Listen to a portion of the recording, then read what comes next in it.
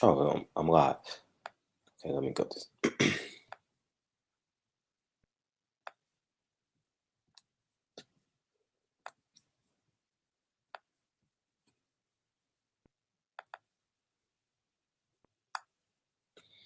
Anyone who want to hop on with me, feel free.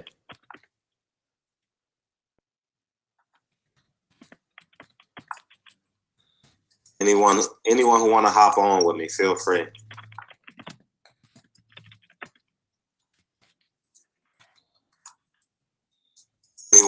Anyone who want to hop on with me, feel. So I figured I got a couple minutes to talk boxing, and I've been wanting to go live so bad. So what's up, y'all? We got people pile on in, waiting on the jumper to come. Having a birthday party today and waiting on the jumper to get here. So I figured I'll sit here and go live and wait for the jumper to come. What's up, Wookie Wook? How you feel? So anyone who wants to go live with me, feel free.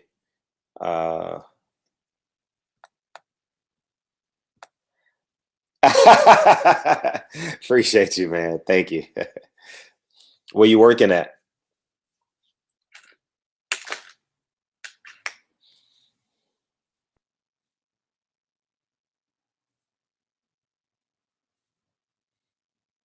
I guess I own some music. I guess I could play some music.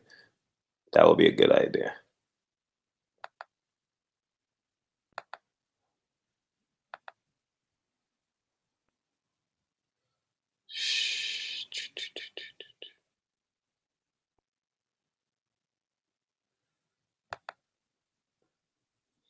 Anyways, man, what's up, y'all? How y'all feeling? It's Saturday morning. Oh, man.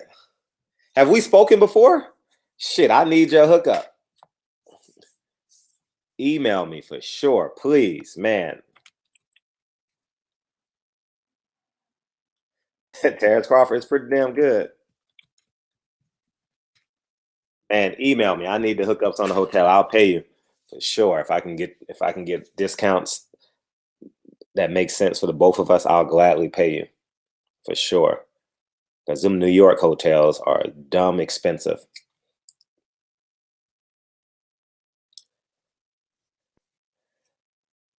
Yo, that real live.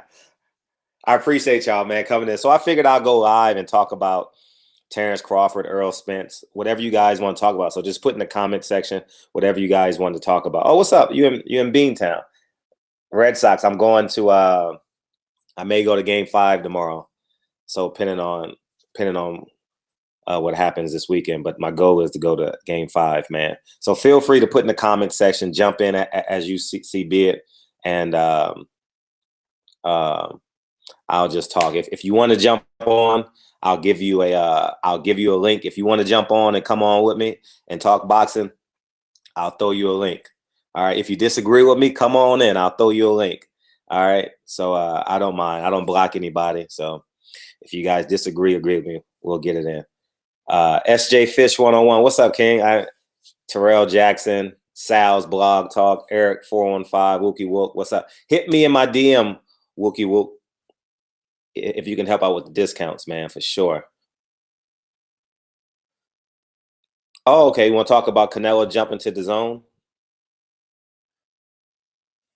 What up, 313? How you say your name? Renique? Okay. Let's go in order. If I don't talk about what you talk about, all you do is repost it, okay? Just repost it. We're going to start with Canelo jumping to DAZN. You know, my initial reaction when I saw that deal, $365 million, was wow, congratulations. Like, oh, wow. And then I realized it was for 11 fights. And if you put that into 11 fights, I mean, Canelo's making between 30 and $35 million per se, give or take a few. And based off of the numbers that Golden Boy reports, that's lowball, in my humble and honest opinion. Because if they said he made $100 million in the first Canelo fight, why would you sign for $30 million a fight? On average, $30 million. So I was kind of perplexed and confused when they said that. But from a numbers perspective, shit, I think that it's extraordinary. But there's no doubt Canelo should have been a free agent for a year. In my humble opinion, same thing I think about Terrence Crawford. He should have been a free agent and negotiated deals on his own with this promoter and see where the most money lies, because you need proof of concept. So do a pay-per-view on Showtime, do a pay-per-view or do a one fight deal with DAZN and compare the numbers, and you'll be able to see your ceiling. So I would have did something like that. I would enjoy being a free agent. It's kind of like a senior in high school who has the option of going to colleges, or a free agent in professional sports who has the option to go to anywhere, any NBA team like a LeBron James, Kevin Durant. Weigh your options, man. Let them swoon you over. You understand? So that's what I would have did personally.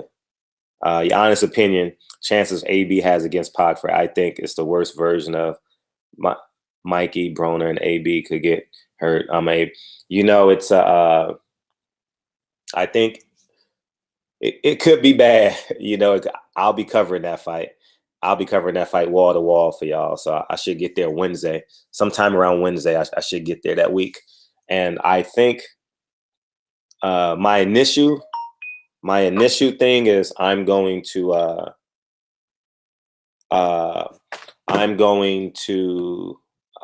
go with Manny Pacquiao, just for the simple fact I trust him, man. Like I live by that creed. When a person shows you who they are, believe them the first time, man. I just think that Manny Pacquiao's left hand, him being awkward. See, he doesn't look awkward to us because we see him on TV. But in real life and in real time, Manny Pacquiao is an awkward fighter. He's a left-handed basketball player boxing. Like when you see if any one of you has ever sparred the southpaw, you guys know exactly what I'm talking about. And then with the quick feet, oh man, man, I don't wish that upon any man. So that's why when a man beats Manny Pacquiao, I'm really, really impressed, for real, because a left-hander with that type of athleticism is really rare. You can't find that in sparring partners. You can't duplicate that. Similar to a Deontay Wilder, you can't duplicate Deontay Wilder's agility. You can't duplicate Deontay Wilder's range. You can't duplicate his speed, his power. Manny Pacquiao is the same way. He's a freak of nature. I'm just talking about who he is. I know some of you may say, well, he's juiced up. But Manny Pacquiao is a rare, it is very rare. So that's just what I believe on that corner. Hold on one second. That's Dre calling. Let me mute this real quick. Corner man, put your link in the comment section so I can copy and paste it. I can't find it in my link. Sorry, I'm trying to find a link for Corner Man. He want to come on, but I think that's the key. I think Adrian Broner gets handled. I think Adrian Broner gets handled for real, for real. If Broner loses to Pacquiao, he's not finished. He still can sell fights. Let's see what else. Put your email in the comment section, Corner Man, so I can send it to you. You know what? Dallas got the most fans. Texas? Damn. Because, man, I don't get a lot of emails from y'all, but I get a lot of emails from Texas. A lot of boxing fans are in Texas. And I find that rare because, not rare, but I'm like, shouldn't y'all be locked in on football, like high school football, college football, professional football? I think Texas got the most D1 major college football teams in America, man. Like, it's always something to do on the weekends in Texas, man, especially in the fall and the winter, man. So I'm always fascinated when I see boxing fans. All sports, yeah, all sports, yeah. But I don't know how the Rockets gonna do. Let's see. Why would Jamal say Andrade is clout chasing for calling out Earl, but Mikey isn't for Earl? That's a good question. But to answer that, Andrade knows he can't get the fight. They've tried to make the fight. They've argued. They've cussed each other out in private. They've argued, cussed each other out in public. They don't like each other. They have a great disdain for each other. And he knows, in my humble opinion, he'll never get an Earl Spence fight. He has a greater chance at getting one of the Charlos. He has to be consistent at calling them out, but calling out Earl, but Mikey isn't for calling out Earl. Well, Mikey's close to getting that fight. There are some clauses in the contract that they're negotiating that I won't disclose. But if the fight breaks down, I'll tell you why the fight broke down. But if the fight gets done, fight gets done. But if that fight doesn't come to fruition, I'll do a video on what I've been told, what they're negotiating in terms of the fight. All right. I'll gladly do a video on that if that fight falls apart. No media is talking about the Regis. Hey, that's a great fight. And the funny thing about it is I didn't forgive me. I've been super busy this week. The past 10 days, I've been ultra overwhelmed. Not overwhelmed in terms of can't get it done, but just my time has been going so many other places. I'm very interested in that Regis Prograis fight. You're going to have to tell me for real, what station is that on? Is that ESPN Plus? Oh, that's the series. So that's coming on DAZN, right? Because that's the WBSS series or something like that, World Boxing Series. So that'll be on DAZN. So I'll be streaming that if I have time. I'm waiting on a jumper now. Cornerman, send me your link. Send me your email address so I can send you a link. If he's underdog, wait a minute. I don't want to miss none of you guys' comments. If anybody want to jump on, feel free. If you're a boxing fan and want to jump on, you're more than welcome to jump on. Please come on and join me, and I have no problem with it. You understand? I'll send you a link, and you guys can come on. All right. What happens if Daniel Jacobs loses tonight? He definitely comes back to PBC.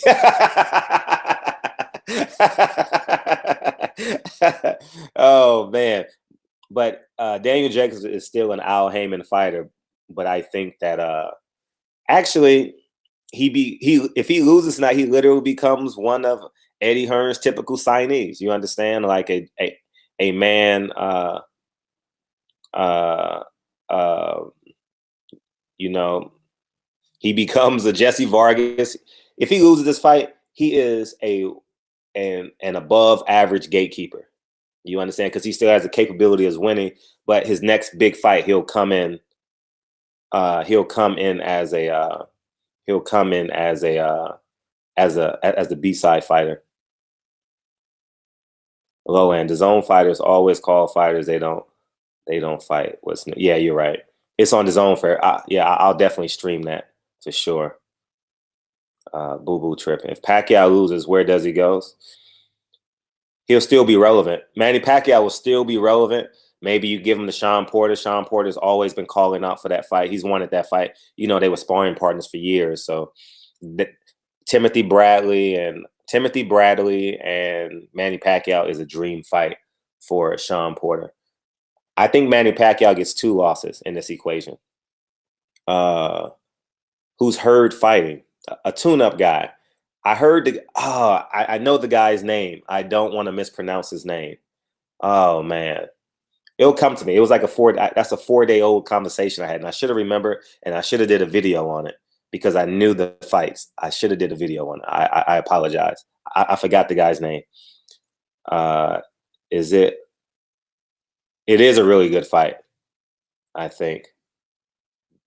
Lowland Profits, the zone fight. Yeah, I got that. The Hall Profit. I might be the only one interested in Poulet. Oh, that comes on at 1 o'clock on ESPN Plus.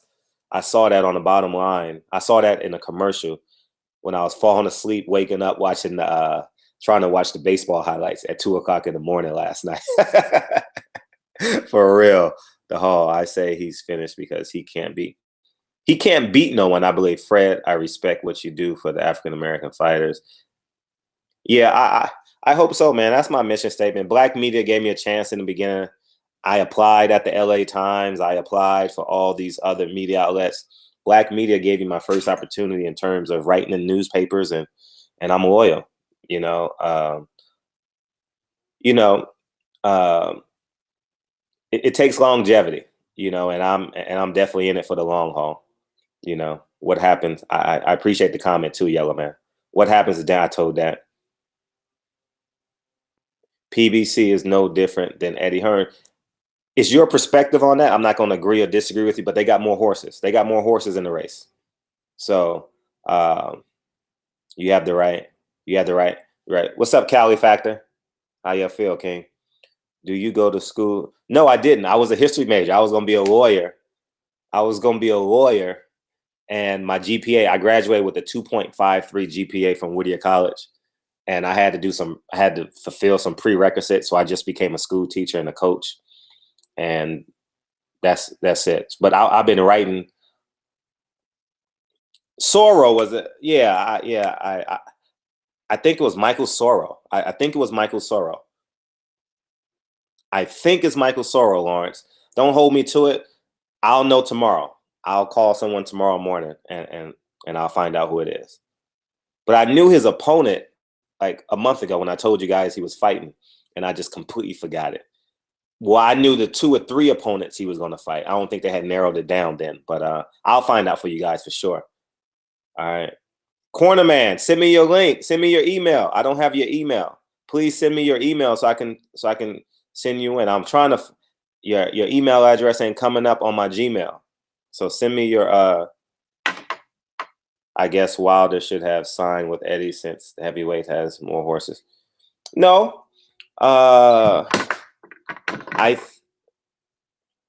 That's a perspective. Do you think Jarrell Big Baby Miller is better than Luis Ortiz? Do you think Dillian White? Do you think the combination of Dominic Brazil and Luis Ortiz, is a better combination than Jarrell Big Baby Miller and Dillian White? You got to ask yourself those questions, and you're feel free to ask. But I think Luis Ortiz is the 3rd best heavyweight in the world. You understand what I'm saying?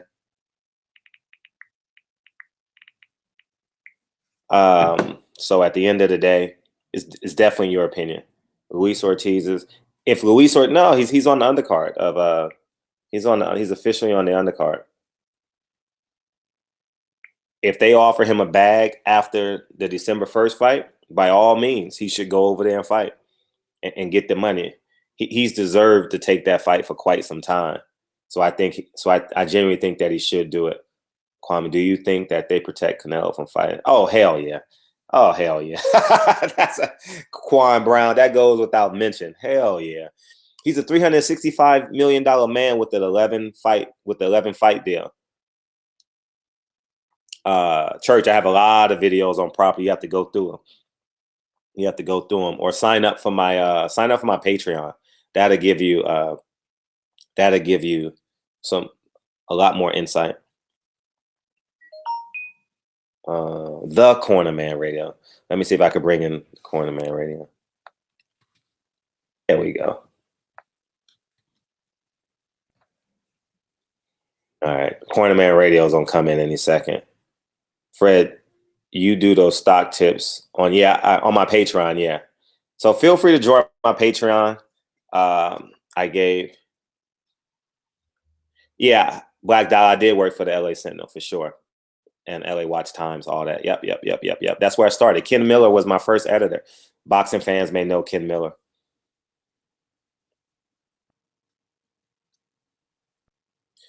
Yeah, boxing. I mean, it's your perspective on like boxing. Like, I think it's growing. I think that we will get the Terrence Crawford Earl Spence fight. Not when we want it as boxing fans, but I believe we'll get it.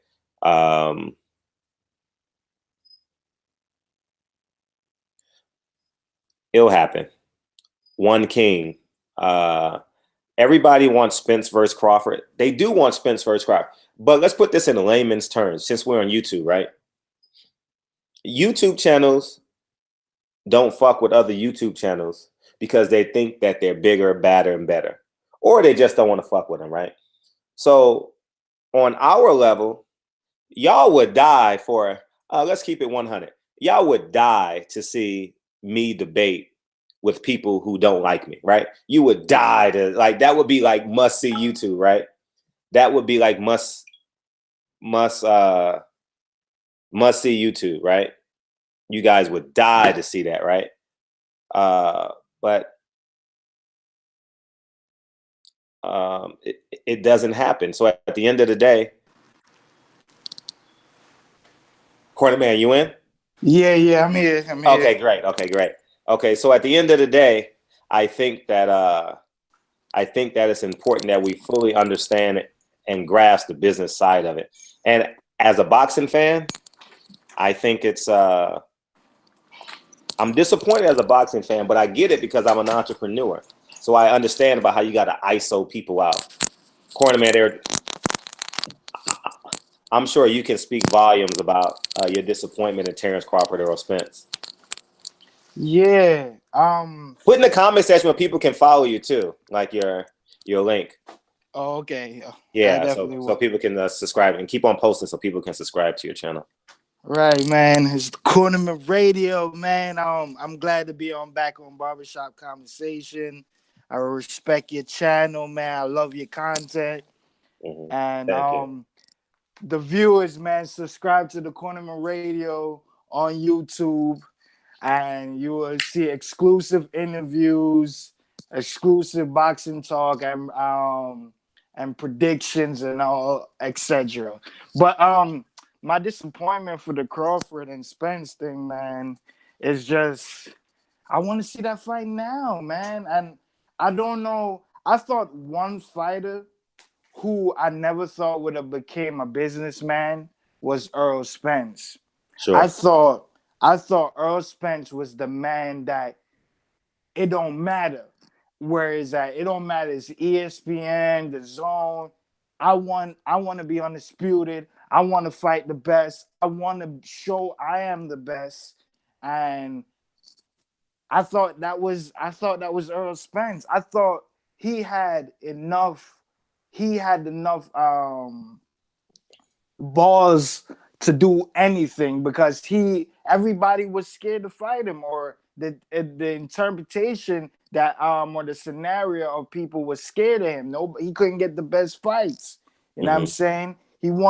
But ever since Terrence Crawford name has been floating around, before even Terrence Crawford even went to 147, it's like I didn't see the same Spence Spence was talking about Sean Porter, the Dannys, the Keith Thurmans, right?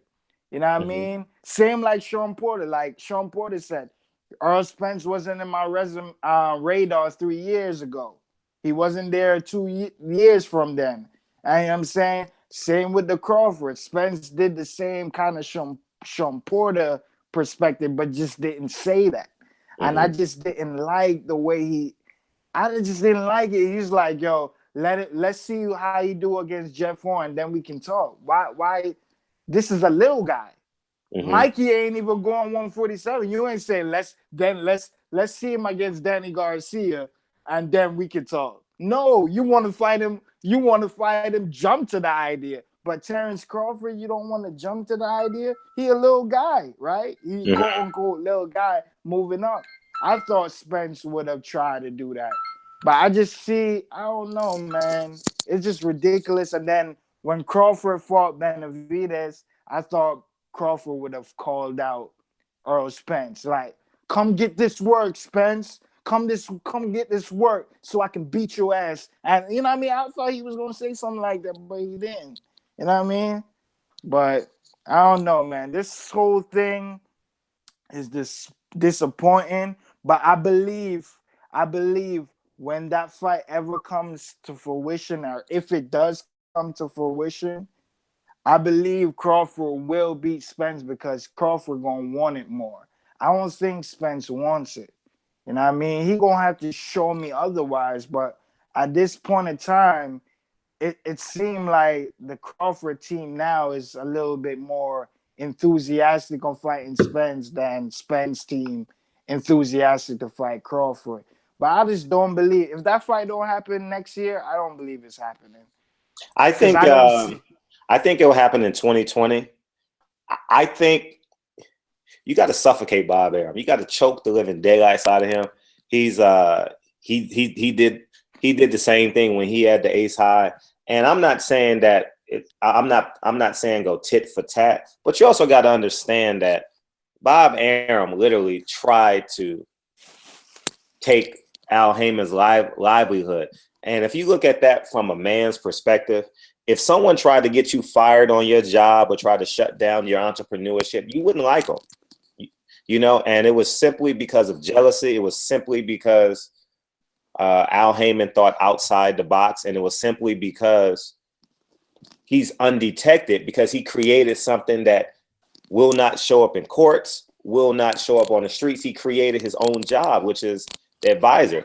If Bob Arum would have thought about that years ago, Bob Arum would be an advisor, or his best friend would be the advisor, but he didn't think of it. And it's, in my humble opinion, it always hurts when a black man outsmarts the white man. You know what I mean? Like, and I fully understand why fans are disappointed. But I think as a businessman, I think that it makes sense to me. That part definitely makes sense to me. So you really believe, Barbershop Conversation, that Earl Spence is going to make 147 in 2020? They'll fight. I told you guys in 2018, I'll tell you guys in 2017 that Errol Spence, Terrence Crawford cannot be made until 2020. Same thing I told you guys, Deontay Wilder and Anthony Joshua cannot be made next. At the earliest, it only can be done at the second fight. You know, like it's you know, things don't happen when we want it, you know. But I know you want the guys to fight tomorrow. You want all these guys to line up like Monday, Tuesday, Wednesday, Thursday, Friday. I know you would love that, but you know, I don't think that. What are you doing? You eating potato chips? Nah.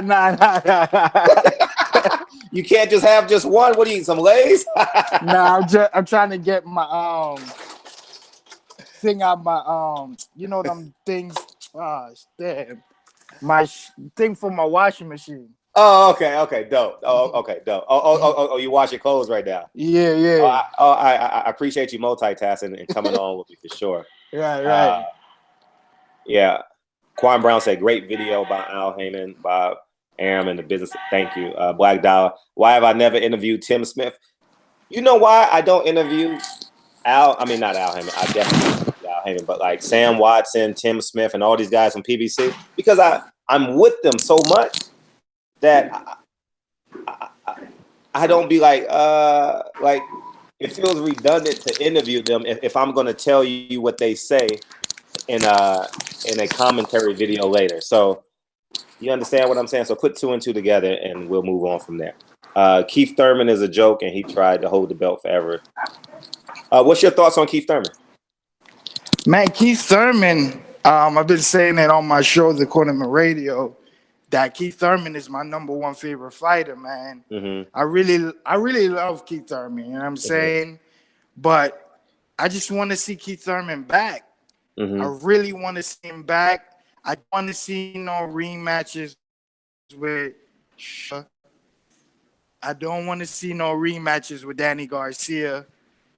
I know I would have loved to see, I've been thinking, since Mikey wasn't going to unify with Lomachenko, I thought Keith Thurman and Mikey would have been much an even fight, because the Keith reason Thurman, why Mikey Garcia? yeah. Oh, The wow. reason why I thought that would have been a more even fight, because Keith Thurman ain't been in the ring almost 2 years. Mm-hmm. So for Mikey, that would have been a easier way to get him to a title shot or winning a title shot. But the Earl Spence fight is just a straight massacre. It's a massacre. It's a massacre. And that's why I just don't think it's competitive. Because in this generation, we have seen 4 fighters move up 2 weight classes and got their ass whooped. We saw Adrian Broner and Madonna. We saw Lomachenko and Rigondeaux. We saw Cal Brook and Triple G. And we saw American and Canelo. In this generation, they ain't winning no 2 weight classes. Now, back in the day, the 80s, the early 90s and shit like that, people could have done shit like that. But not today, not in 2018, where they're getting actually paid. The promoters is not robbing them like they used to.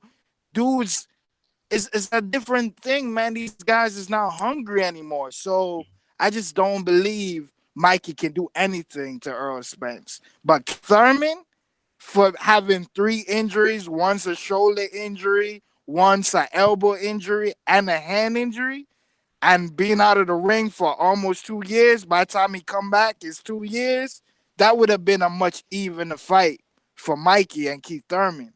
I don't think no fight Keith Thurman is sellable now. Honestly. You think so?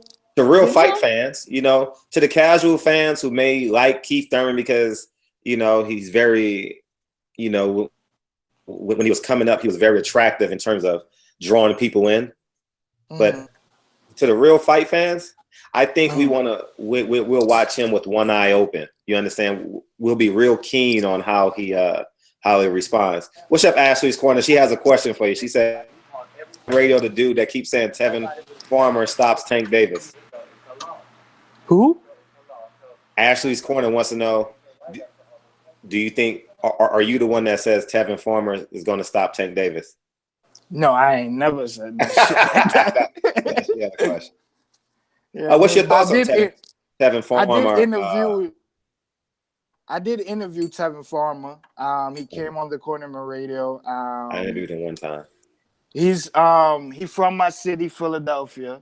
But I just believe Gervonta Davis is going to beat the shit out of Tevin Farmer. I think the only way Tevin Farmer can win that fight, he has to use those abilities, stick and move. If he doesn't do that, if he doesn't use those abilities, like he's been staying in the pocket lately, his last couple fights. And if you're going to stay in the pocket, I don't believe you have any chance with Gervonta Davis. You know what I'm saying? And I just believe we saw Pedroza fought Farmer. We saw Pedroza fought Tank. And I know Styles makes, you know what I mean? But I just believe Tank got over Farmer, man.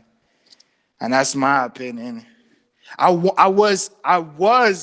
think I did say Farmer 2 years ago before Tank beat Pedroza. I did have Farmer beating Tank. But really? Yeah, before he beat because you know what I mean? I'm from Philly. Okay. I support my, you know what I mean? I respect that. So, but at the end of the day is now, he's staying in the pocket too much. I think Tevin Farmer has 2 chances against Tank Davis, slim and none. Like it's just, I mean, he honestly, I swear to you, I'm telling you guys, if you can hear my voice and if you appreciate me, if you ever get Tank Davis tickets on a deal or you're anywhere near a Tank Davis fight, I don't care where you sit in the arena, you can get the cheap tickets up top. You can get the expensive seats down low. When Tank Davis hits his opponent, you feel and hear that shit. It is, I mean, he punches the soul out of you. I mean, it is like, it's thudding. And you hear it go, oh, you hear the opponent go, oh, and you see them. Watch his last couple of knockouts. His opponent willingly fell to the canvas. He didn't, I mean, I would say his last 7 fights, 5 of his opponents at one point in the fight willingly accepted the knockdown because they didn't want no more. Like Cuellar, he willingly took a knee. He's like, I'm done. I'm this guy is too young. He's in his prime. He's better than me tonight, and I'm just going to move on. You know, so Tank Davis is special. I wish that he would grow up a lot more. He's 21, 22 years old. He got all that money. He's a king in his city. So I understand, or he's perceived as a king in his city. And so I understand the rags to riches. And you got to keep in mind, too, the reason why I'm not so hard on Tank Davis as I was on Broner is because Tank Davis grew up in foster care. So his ability not to trust people, not having a foundation, being rich before your 21st birthday, having the ability to call Floyd Mayweather personally, have that relationship. So I think there's some growth that he has to go through. And I'm not saying, I know he's 21. I understand how people feel about age. And if you're 18, you get out the house, you get your job. I understand that sentiment. But also, I'm very pragmatic in the sense that he doesn't trust anyone, you know, and he has yet to grow up into a man because he didn't have a solid foundation. Like some of you may have both parents. Some of you may have had one parent. He had neither. And he went from foster home to foster home to foster home, and boxing was his savior. So that's why I don't really rush to judgment or do like my when I get emotional about these fighters, I reserve that because I know what he's going through and have been through. So that's why I don't really rush to judgment on with Tank Davis. Well, my thoughts on Tank though, man. All right, for Styles, if I was still boxing, you know what I mean? I hanged up my gloves 10 years ago. Well, 11 years. 11 years ago. You know what I mean? But if I had to choose a style, I would love to have Tank's style. I think his style is just beautiful, man. That's the I'm gonna give positive and negative about Tank. So that's what I would want. I think he has one of the best styles in this generation of boxers right now. But my only negative about Tank is he's not fighting the best 130 fighters. I'm not going to give him any credit for beating Amna Ramirez, who didn't do anything at 126. Johnny Gonzalez knocked him out in one round, took the title from him. Leo Santa Cruz beat him twice. He didn't do. Now, he probably did things on the lower weight classes, but he didn't do nothing at 126. So when he goes up to 130, I'm not embracing. What if Pedraza goes 12 rounds with Loma December 8th? All right, here's my thing with Pedraza. Pedraza beat he beat Ray Beltran for the title. He got a good win. You know what I mean? We can't escape that. He got a good win. When has Amna Ramirez got a good win? He didn't. All the big fights, he lost. He lost to a guy. Johnny Gonzalez had 9 first round knockout. He was cold though. It's kind of like hold on. Before you say something, Fred, hold on. He had Daniel 9 Jacobs, man. Like he was cold. Not that I'm talking about Daniel Jacobs versus Peter Kid Chocolate. He came out kind of casual, but protect yourself at all times. I mean, not only that, he had 9 losses. Johnny Gonzalez had 9 losses when he fought Amna Ramirez. So, like, nah, man. But you can say the same thing about Tank Davis now. I mean, not Tank Davis, Tevin Farmer. You can say the same thing about Tevin Farmer hasn't lost in, 15 fights? He hasn't lost in 15 fights. He went on a straight winning streak. When has Johnny Gonzalez been on a winning streak? He got 9 losses, bro. I just can't. I can't. Tevin Farmer got 15 wins. If you go on BoxRec, I think it's 15 to 16 or 14. I don't remember exactly. Somewhere in there. Somewhere he hasn't lost in a while. He hasn't lost in a long time. And for a guy to be 19 years old to have that kind of skill, bro, you got to give Farmer credit, bro. Like that record. He got 4 losses, Mm-hmm. but that record doesn't perceive how Tevin Farmer, how good is he. You know what I'm Mm-hmm. saying? But Tevin Farmer went on a winning streak. That's why I like Lomachenko, because he's went on a winning streak. You know what Mm-hmm. I'm saying? After his loss. That's why but for the let me get back to my point. That's my only negative thing about Tank. I want to see him against Miguel Burchell. I want to see him against Tevin Farmer. I want to see him against Alberto Machado. I want to see him against that Japanese fighter with the WBO title. I don't want to even act like I know how to pronounce his name. Uh-huh. He got But rocks in his hand though. he had what? He got rocks in his hand though. That so motherfucker hit hard as hell. but yeah, I want to see Tank against those guys, but Uh-huh. I don't believe we're gonna ever get those fights, and I don't know what Tank gonna do. He said he wants like one more fight before he moves up to lightweight. He Man, said it it. just Remember when I was in New York for the Porter stuff? Porter fight. He said he's going up to 35. yeah. So that's why what he gonna do at 135? Try to get Mikey belts where he's vacating. Yeah, well, if Mikey moves, well, I mean, WBC is kind of funny. They may give Mikey Garcia voluntary, what I mean, same thing, same way they did to Canelo. He's a Mexican guy, holding the banner up. I don't know. WBC creates their own rules on a daily basis, so on a day-by-day basis. So, we'll never know. We'll honestly never know. Well, Mikey hasn't fought a mandatory since he got the belt. He got the belt 2017 in January.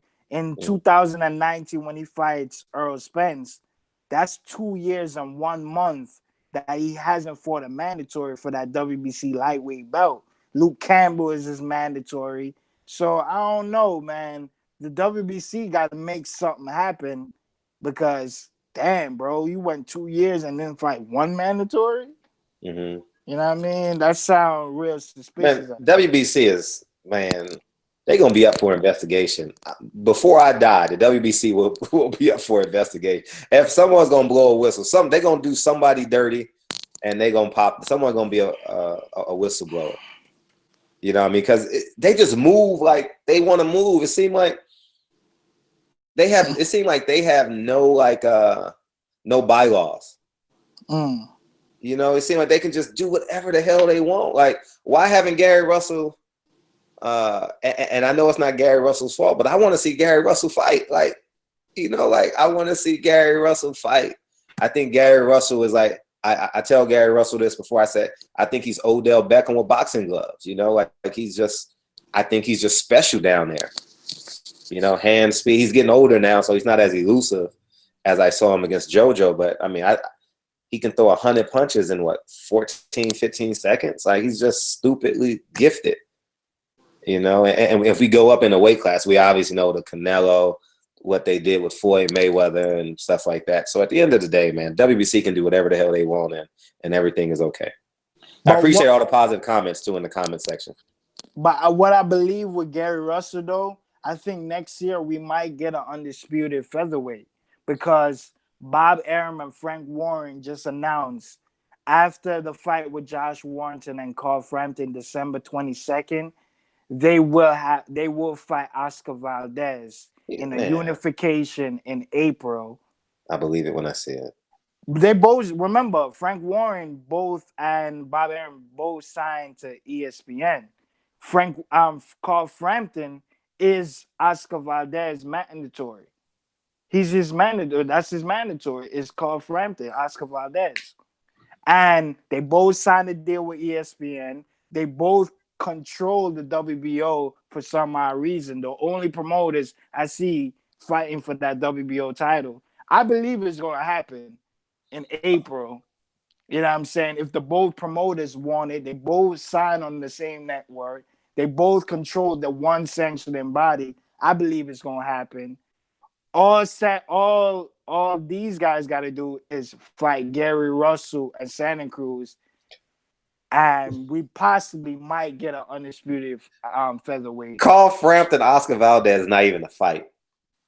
But if Bob Arum makes that fight, I will be super impressed because Carl Frampton he's gifted as well. He's a special fighter, great inside fighter. I think that fight in Arizona, maybe about a year ago with Oscar Valdez, before the Scott Quigg fight, he was knocked down by a journeyman. I saw his boxing soul leave his body. So I think Oscar Valdez is a shell of who he was. I think Oscar Valdez gets stopped when he steps up. Well, he went to Canelo's trainer, right? I forgot his name, and they're working on things with him. He's gonna have a stay busy fight in January 12th, and they're saying he's fighting Carl Frampton and Josh Warrington, winner in April. So I don't know, man. I love that fight. I hope that fight happens. I will be all in on that fight. I think it's a great fight, paper-wise. I don't know where that fight would be. I don't know. I know it'll be in America somewhere. He's a champion, but you understand. Yeah, they even got they in the article of Dan Raphael on ESPN. They I think they placed a play. They said it's going to be in America. I forgot what state they said it was going to be in. But yeah, man, it seemed likely, bro. It's not one time I've heard of it. Like I've seen several articles. Yo, Carl Frampton, if he beats Josh Warrington, the fight will happen. But okay, I'm all in on that fight. I think it's a hell of a fight. But then we get Santa Cruz and Gary, and possibly we getting Gary. We getting that fight real soon. So I'm excited about that. So we will have only 2 champions in featherweight with a big. Whether it's they can make a possible pay-per-view for the undisputed featherweight, because these little guys, Gary, Santa Cruz, Carl Frampton, and Josh Warrington, they get millions of dollars to fight. Oscar Valdez, his last purse was like $400,000. He's the only one that's not making the money as the Garys and the Santa Cruz, Carl Frampton, and Josh Warrington. But man, we can get an undisputed featherweight next year. I'm so excited for that. Then I'm excited for. I love your optimism. I don't know why you have faith in Bob, but I love your optimism. I believe no way he puts him in there with Frampton. Frampton is fucking good. But that's Frampton is declining. I agree, Boxing Eye. Frampton is declining. I saw it in his last fight. He needs to move up to 130. I 1,000% believe that he's squeezing into 126 to save his life. And Carl Frampton has been dropped a couple times. Yeah, I know that. That's what I'm saying. He needs to move up to 130. Because he's kind of drained, kind of like Robert Easter at 135. I don't think Carl Frampton should go. I don't think he's gonna get smashed.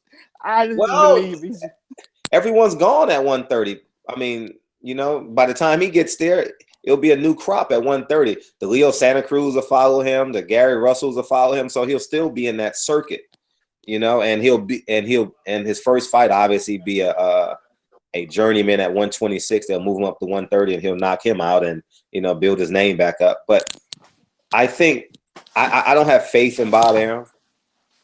I'm more excited for Leo Santa Cruz, Gary Russell. I was told that fight is happening this year. So I'm very excited about that fight. Can't wait for it.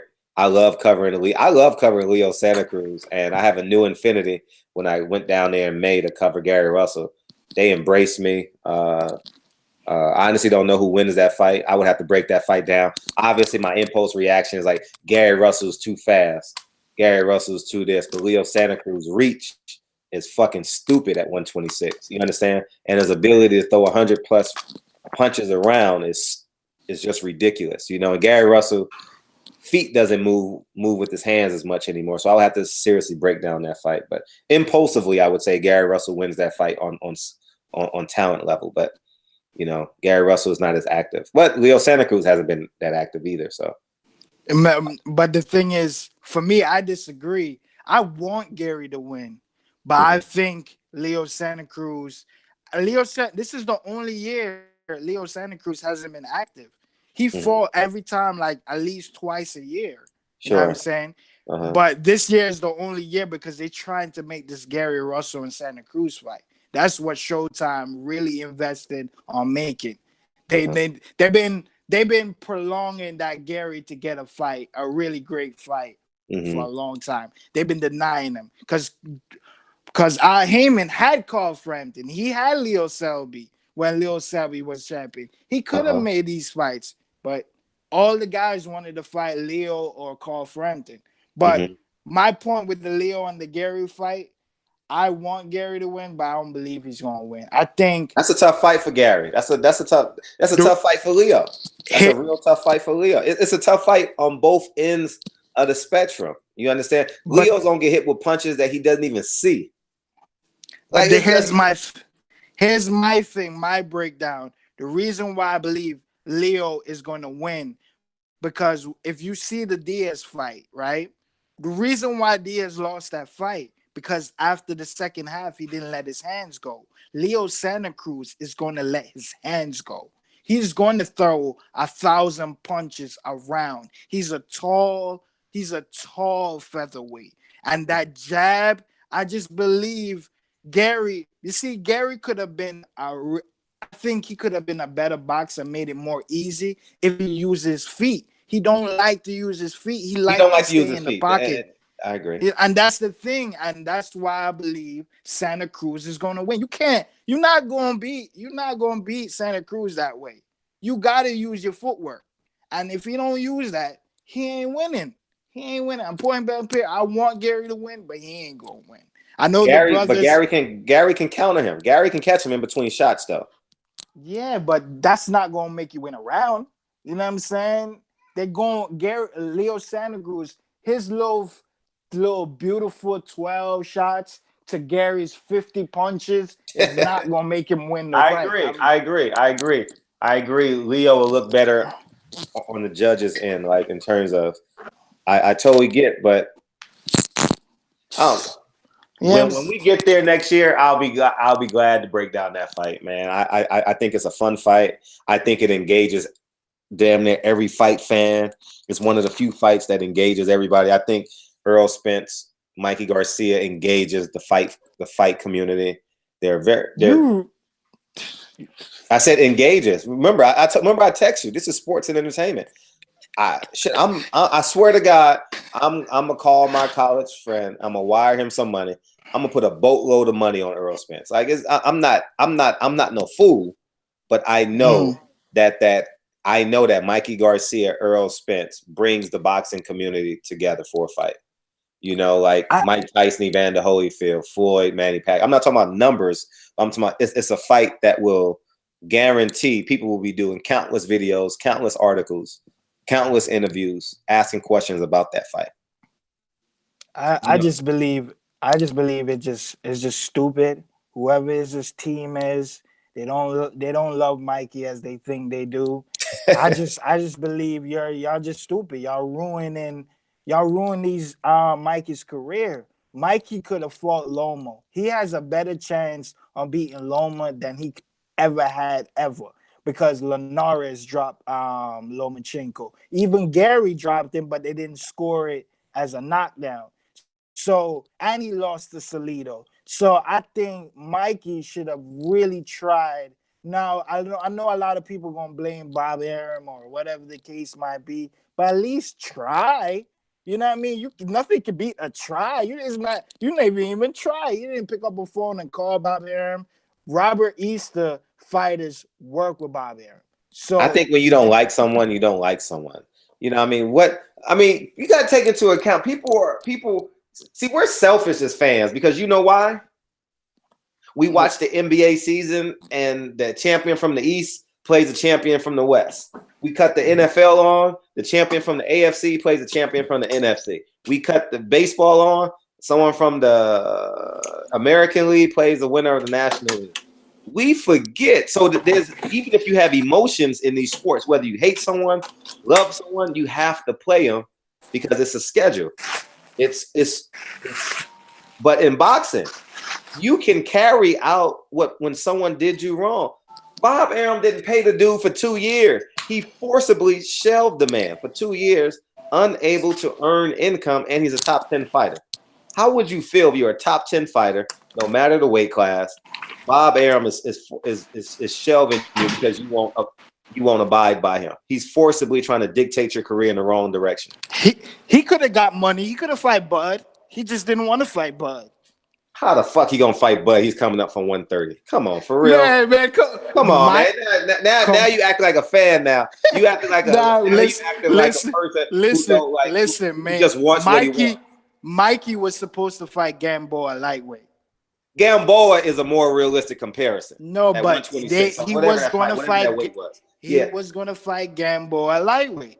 He ducked him low key. He low key ducked Gamboa. So Crawford took the fight because Gamboa. Remember, 50 announced it.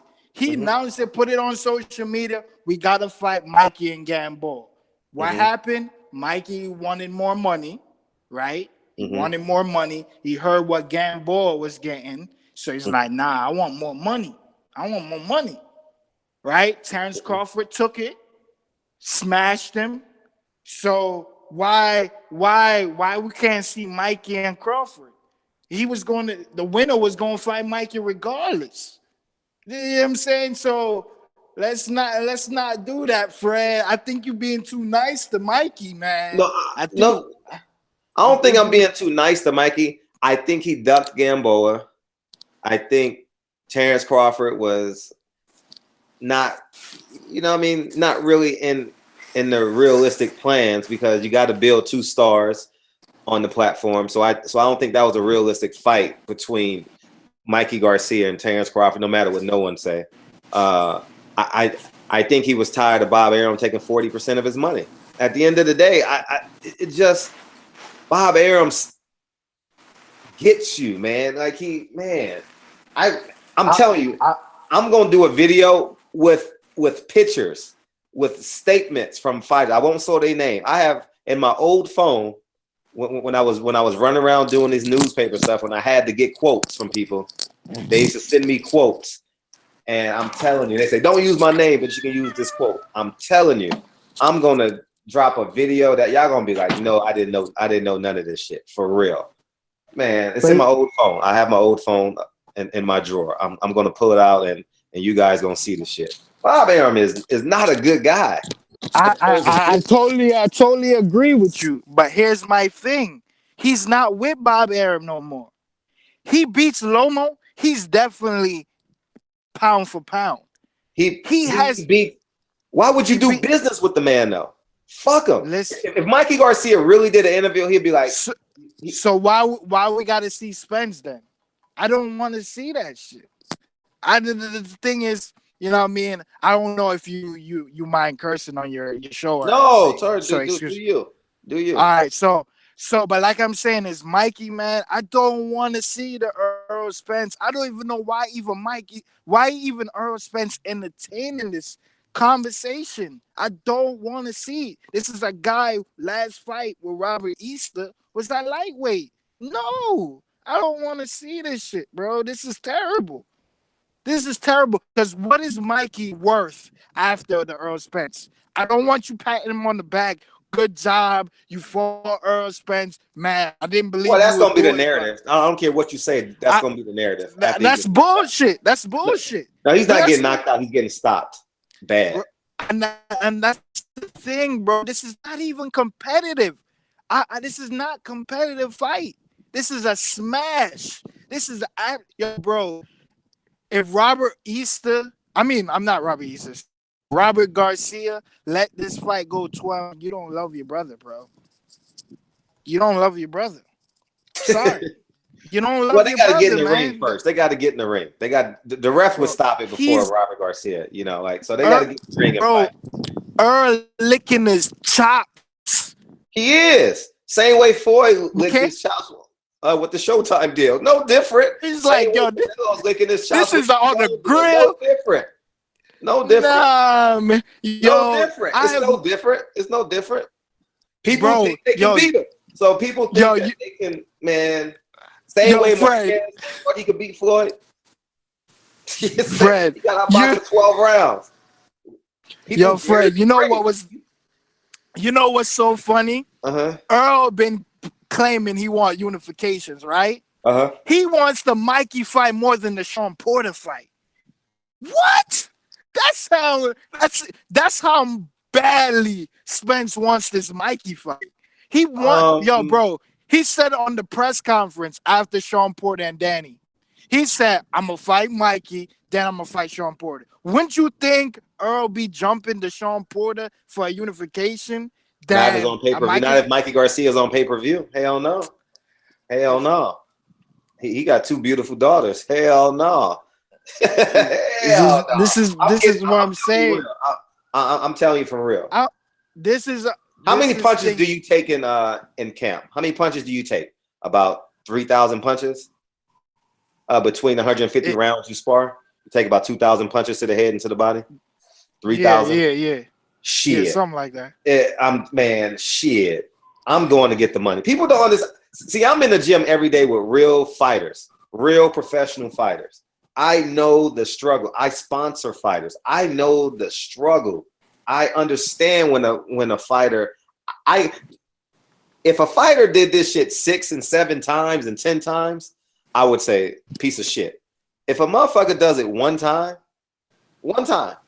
goes and gets a bag and gets back on the train and does what realistic boxing fans want him to do, I can respect it.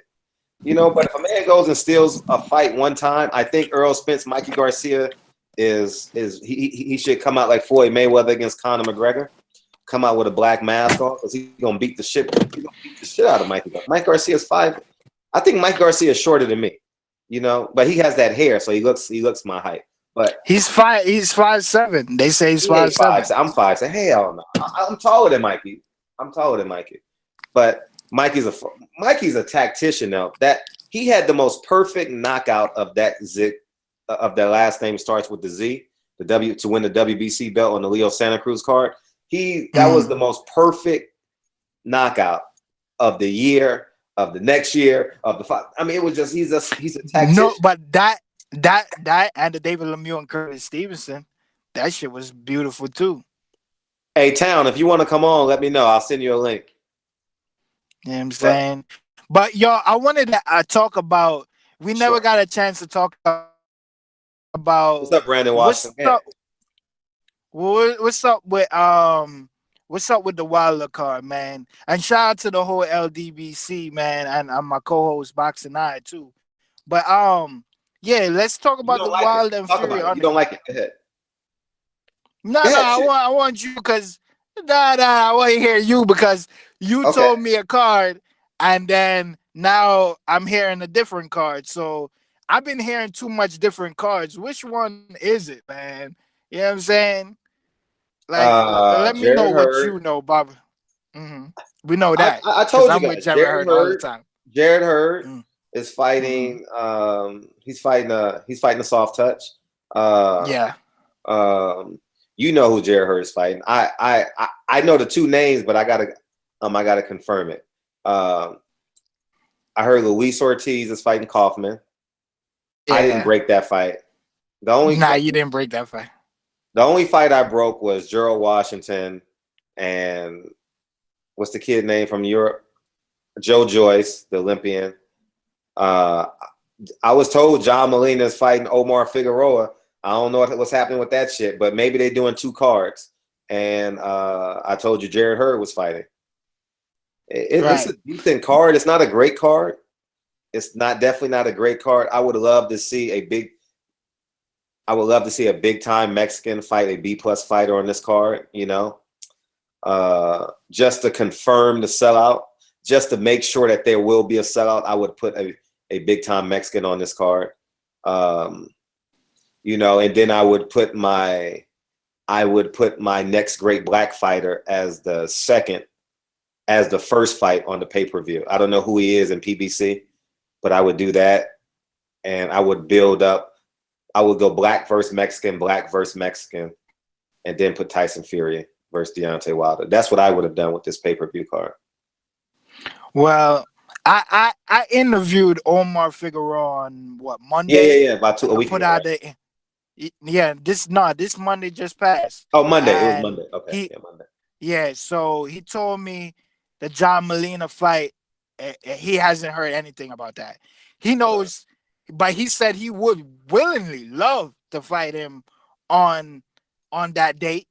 He don't matter where it is. He don't care if it's pay-per-view. He would love to fight John Molina. John Molina came on my show last year and called out Omar Figueroa, and he's been calling out Omar Figueroa previously, years before that. You know, I mean, it's been 3 years John Molina been asking for Omar Figueroa. You know what I'm saying?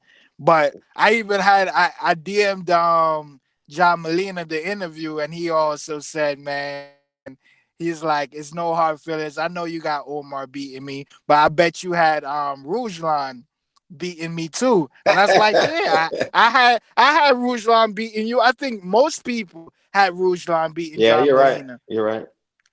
But Juanuel Diaz trains Rougeland and Omar, so I think Diaz will have a better game plan to know what to fight John Molina. But let's get into the card. Okay. How I would have made the card? Sure. I would have made Joy Joyce versus Adam Konaki. Makes sense. I would have made Luis Ortiz versus Dominic Brazilian, because we know Wilder needs a good fight for his next fight. Dominic Brazilian fighting that guy who is fighting on the Charlo card. How you gonna sell that on pay-per-view? He needs a big win.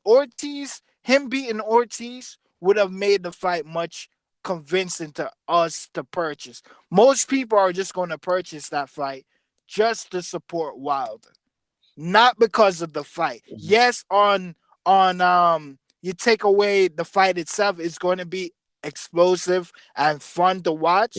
But Dominic Brazilian doesn't deserve this fight. Who did he beat? Eric Molina? To get a Wilder shot? That's terrible. That's terrible, man. That's terrible. Well, he's a number one. He's a WBC number one guy. So, but he beat Eric Molina for that title eliminator. I remember. I was there in New York. I was there at that fight. I was there. I was there too. I went to the press conference. Okay. Because Granados, me and Granados, that's my bro, man. He's a good guy. Man. It just sucks him to have below average promotion, you know. Yeah, I was with them. I enjoyed the festival of the press conference, the fight, just to support my guy at Granados and thing. I got the pleasure to interview Sean Porter as well. But man, that's what I want to see, a heavyweight card, man. We could have seen that. Yeah, we could have had something better. I 1000% agree. I wish Leo Santa Cruz would have been on the card, you know. That too. Abner Mares and Tank is a good undercard fight, you know, for LA. Oh, come on. For LA, it is. Come on, man. Come on. I'm talking about building you gotta build the card.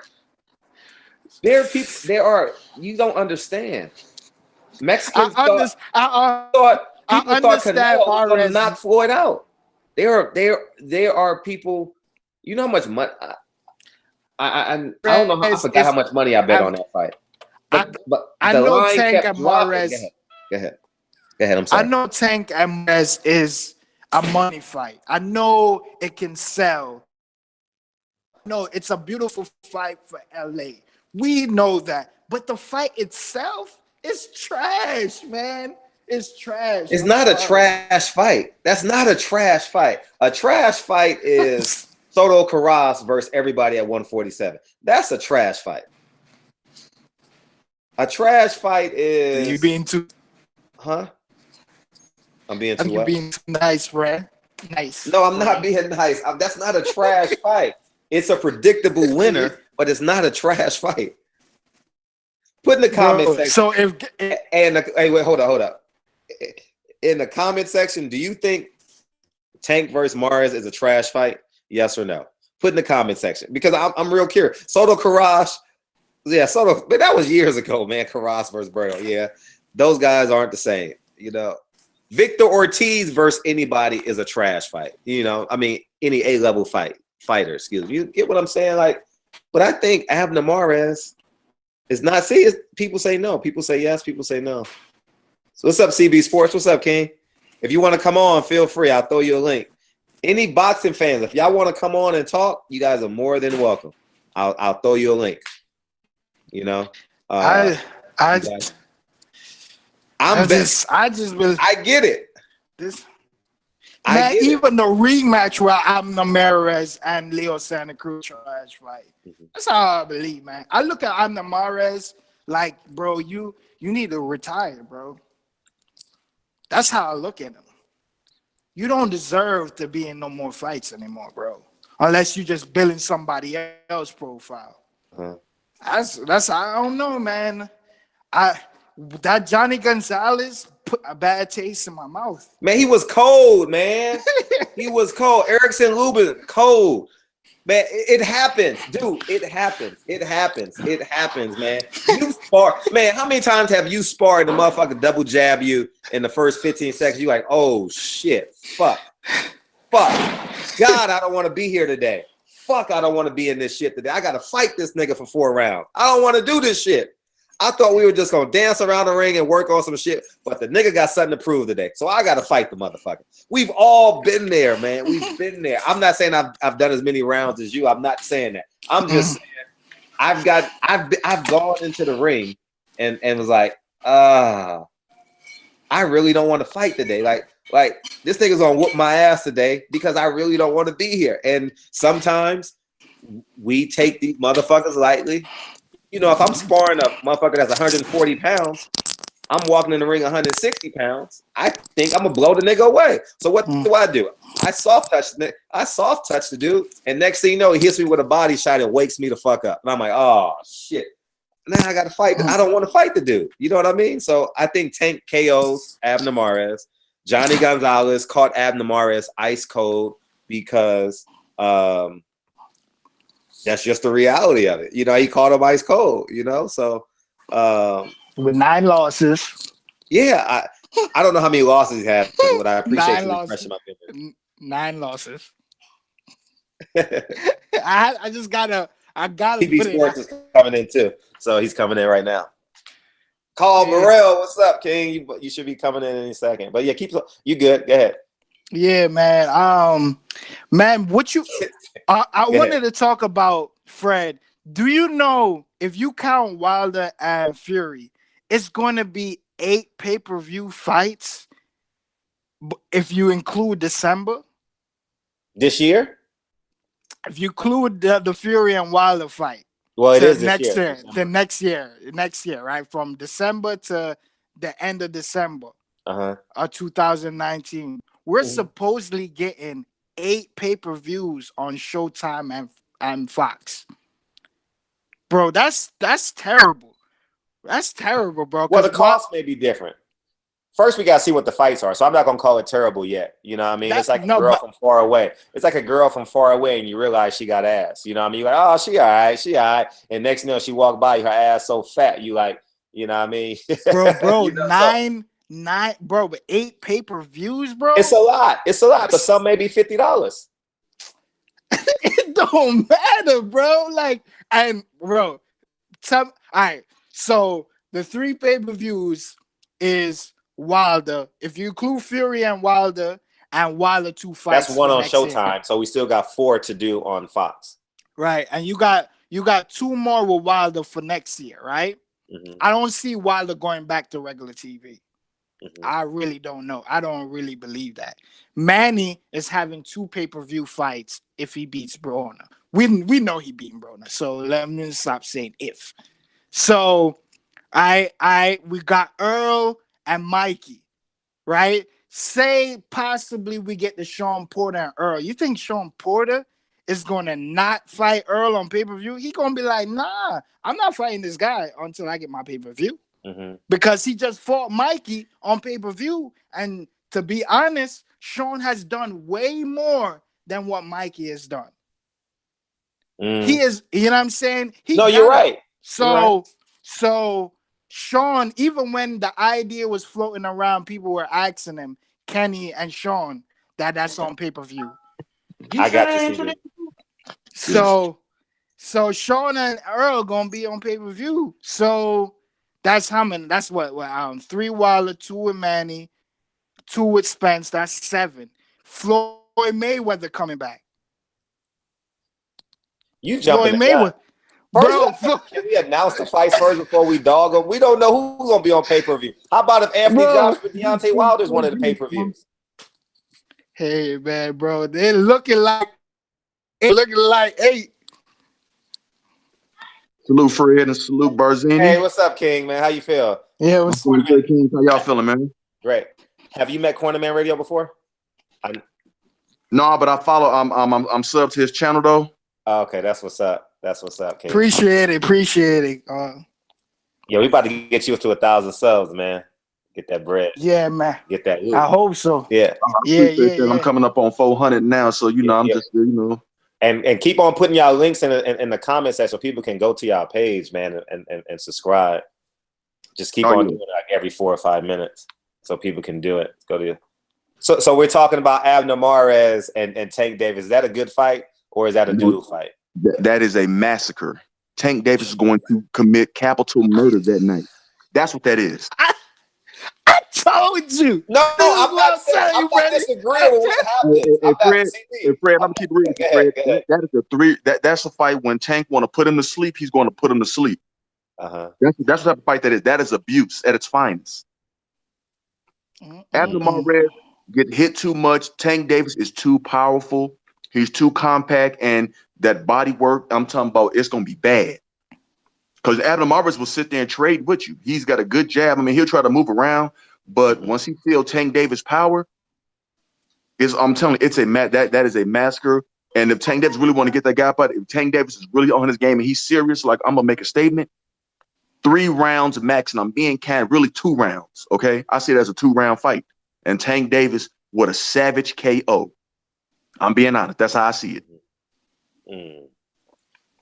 Yeah, I agree. It'll be a savage KO. 1,000% it'll be a savage KO.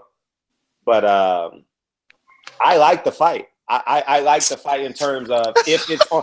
Listen, hear me out. Feel free to laugh. If it's on the undercard of Deontay Wilder, Tyson Fury, I like it because it puts butts in the seats. I mean, absolutely. I mean, I would love that as like, saying the fight before Wilder versus Fury. Yeah. I mean, I like that. You know what I'm saying? I mean, I definitely. But having its own main event, that's going to be a short main event. There's going to be like that's definitely not a main event fight. I definitely could see that as the undercard of. I don't know where they're placing it yet, but on the undercard of Manny Pacquiao Broner, I definitely could see that. But what's up with this Wilder versus Fury undercard? I mean, they had us hyped. They had me hyped up. I'm thinking we're gonna get. Russell Santa Cruz, and then probably Tank Davis, Abner, and Abner Mares, and now some like the likes of the Julio Cesar Chavez versus Alfredo Angulo. They can keep that. That don't even that don't deserve to be on TV. It doesn't. I don't like that fight either. I honestly don't like. I can care less about Cesar Chavez. Like I'm done with him. Do they think Cesar Chavez is supposed to bring in like more Mexican fans there? I'm like, no, Wilder Fury gonna sell that by their damn self.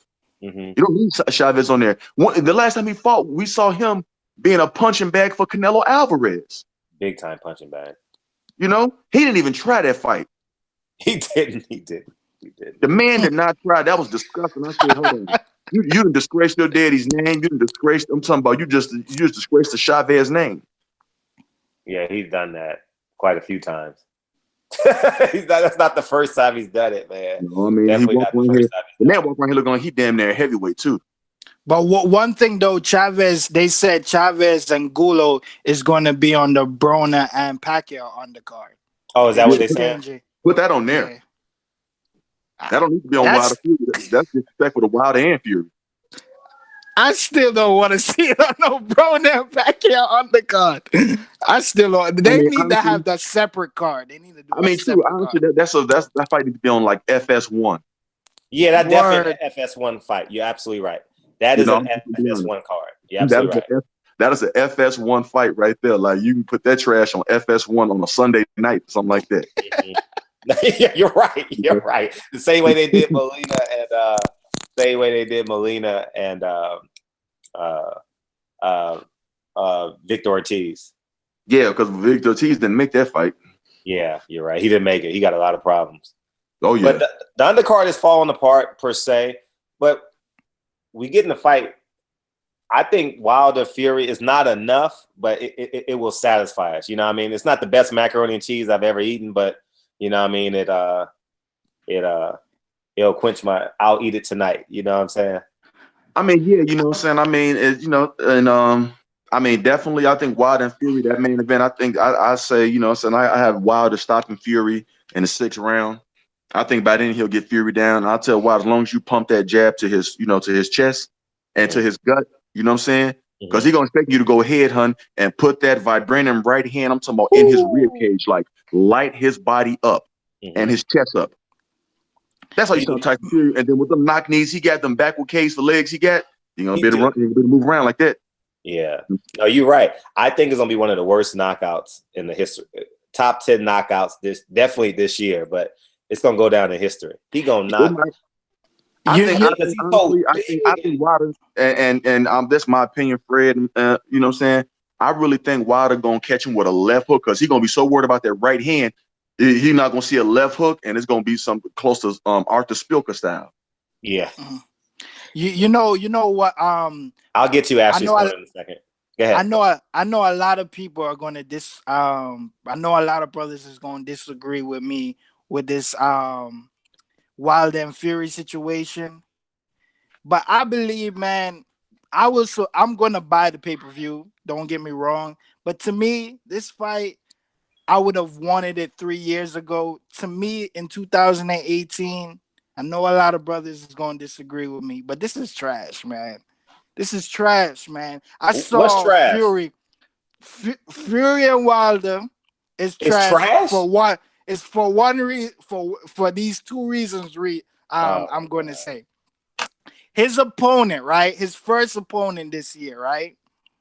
This dude kissed him on the lips, carried him like he was going to get married to him.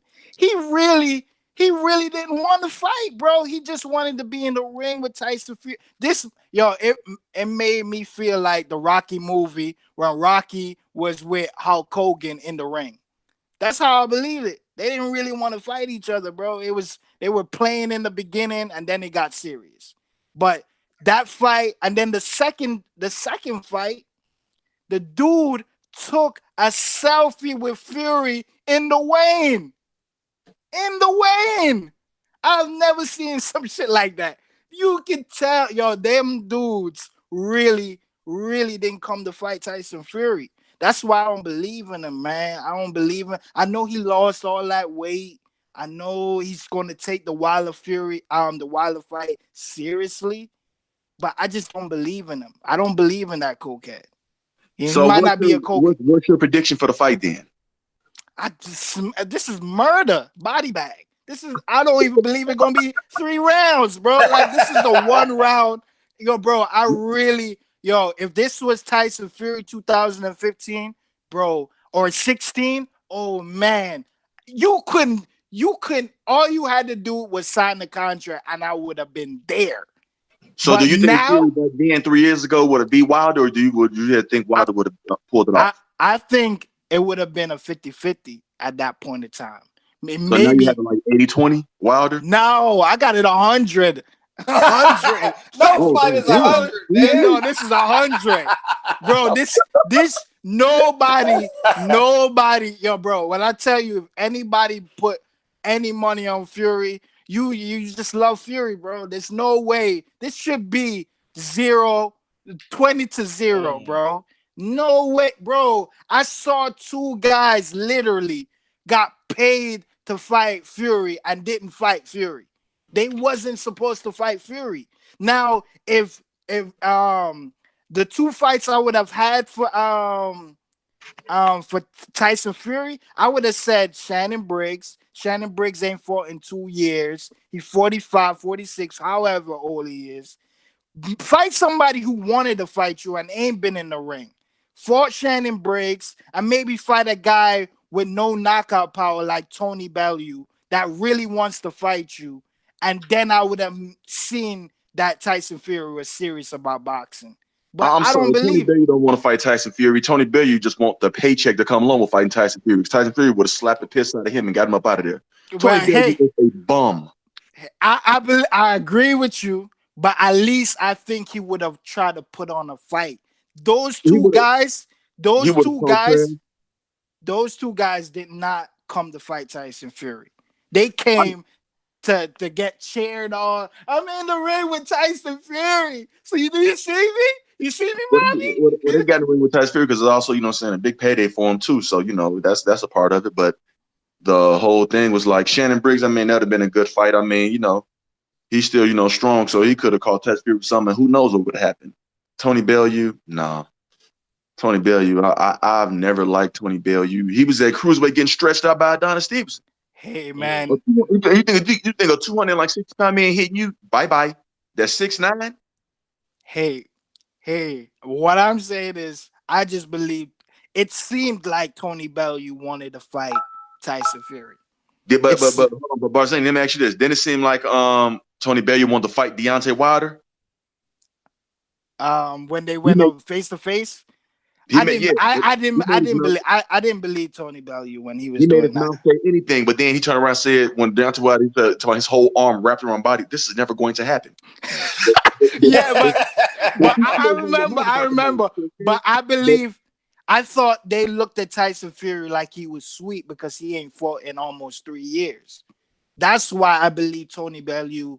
Because look, when David Haye, he did this 2-year layoff or 4 years or how many years, and he smashed him. I mean, but see, David Haye has always been to me overrated. He was good at cruiserweight, but people acting like he was like this top 10 heavyweight or top. No, he was never that. Never great at heavyweight. I agree. He talked that trash, went to a Klitschko fight and got in there and laid an egg. That's what he did. When he got to heavyweight, David Haye was out here like these college girls getting exposed. He got exposed. That he's not what everybody thought he was. You know, he's not as good as everybody thought he was. And, you know, and Klitschko just, you know, took him to school, you know what I'm saying, dropped him a few times, but Klitschko should have finished him. That's my part. My problem with Vladimir Klitschko. You know, guys, you should have finished, you know what I'm saying? You didn't. You know, he never had that killer instinct. Now his brother Vitaly had the killer instinct, but he never had it. He didn't have the skill set. Yeah, I agree.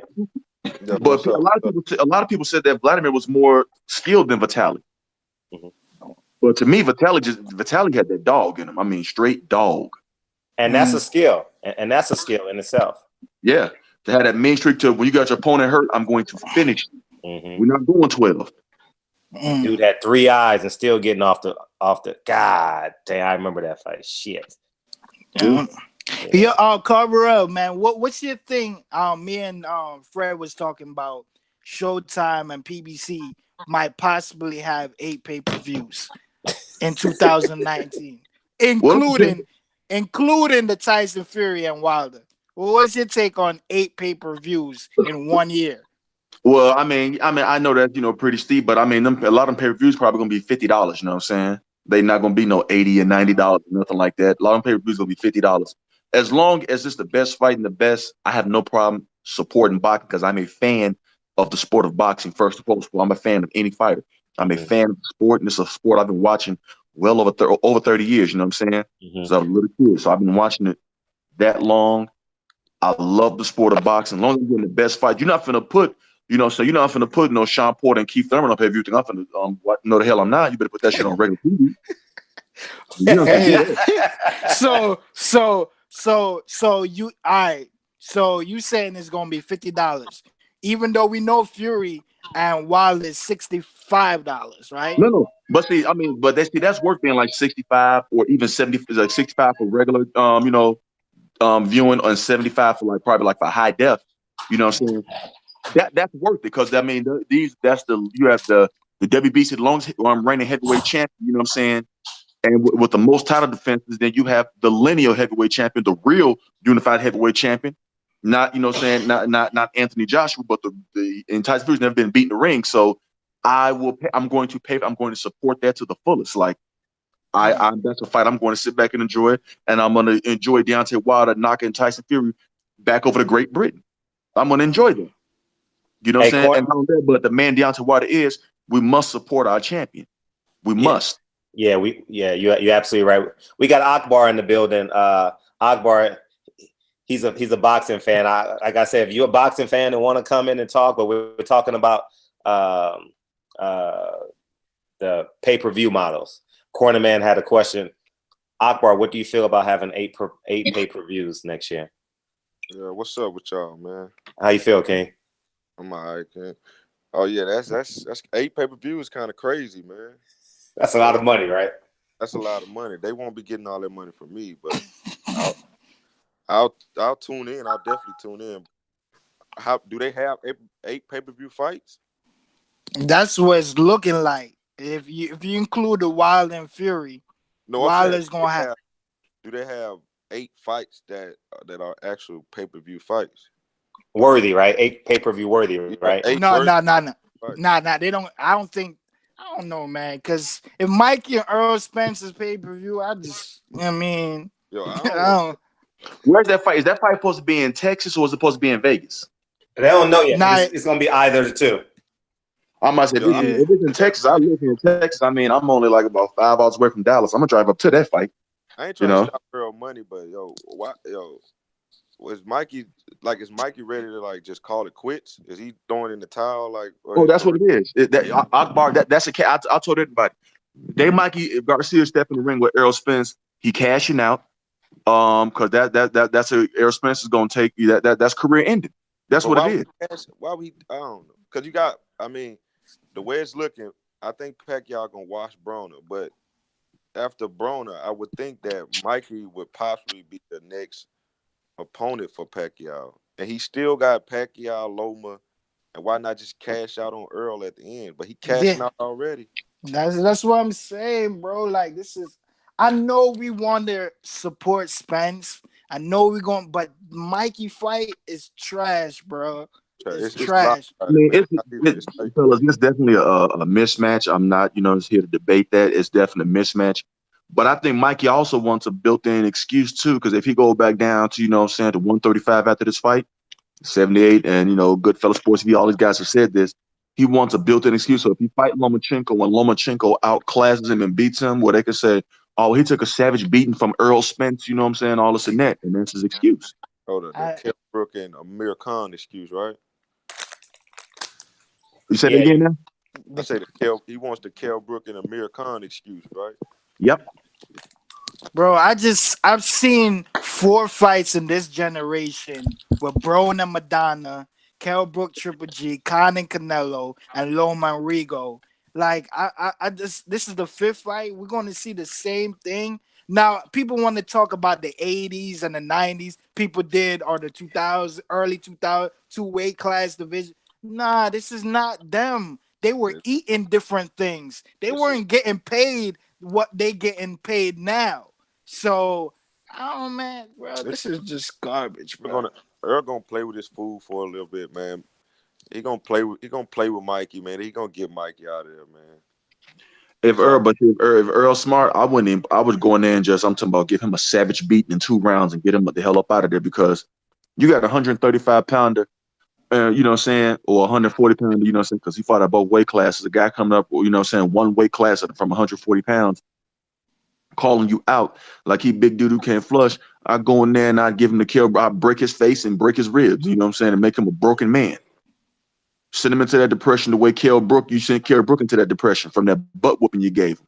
Mikey's smart too, man. Mikey, it wasn't no other pay-per-view fight on PBC for Mikey besides Earl, dog. So Mikey's not that close. Yeah. Oh yeah, but see, I told you, Mikey is thinking about cashing out, because if they have that fight down here in Texas at Cowboy Stadium, I'm a Chicagoan, but I live here in Texas. If they had that fight at Cowboy Stadium, I guarantee you it's gonna be at least about 70,000, at least up in there, if not more. Errol has a huge fan base. He's basically sold out the Dallas Cowboys practice facility, the Frisco Arena. It's like 14 to 15,000. And he did that by himself. Nobody of noteworthy was on there by himself. So if you got him, you got all, and then you got and Errol has a Hispanic fan base. Mikey has a huge Mexican following, and this, what I'm saying, it's a lot of his Hispanics down here in Texas. Yeah. You put that in Cowboy Stadium, the blacks and the Mexicans gonna come out for that fight in droves. But you can't. I guess you can't get mad at Earl, man. I guess you just gotta say fuck it, just get your money, man. That fight is so lopsided, it's ridiculous, man. It's Not even. I mean, yeah, man, but I'm like this. But let's be honest, fellas. If anybody's offering us free money like that, we know we're gonna beat the hell out of somebody. But you're gonna make, you know what I'm saying? And don't tell him, you know what I'm saying? He's gonna probably make close to about $6-7 million, if not more. Oh, yeah, That's free money. Yeah, who gonna turn all them M's down? Free is for me, man. Free is for me. Hey, we got Low Place in the building too. Low Place, he's another fan, boxing fan that doesn't have a YouTube channel but want to come on, man. I want to give him a chance to cook up for a second. Low Place. You got it muted. Low Place. You're muted. Yeah, I'm still getting set up. I'm still getting set up. Give me a second. Okay, cool. Okay, so go ahead. So we got account business about to jump in too. But I mean, I just want to give Corner Man a shout out. The reason I jumped on here because you know it's a lot of Earl Spence talk, whether it's Mikey, whether it's Canelo, but you know, and that's two weight classes apiece, whether it's up or down. But he did the real shit that then nobody else do. He went to the unified 154-pound champion and said, yo, they trying to just skip you out. They trying to just make Earl Spence miss you and not put in no real work. That's a damn Hall of Fame level fight. So I didn't even know your channel till I seen that because I keep up with Jared Hurd. That's my pound for pound number 4 right there. He deserve it. I don't give a damn what nobody got to say. He putting in that work.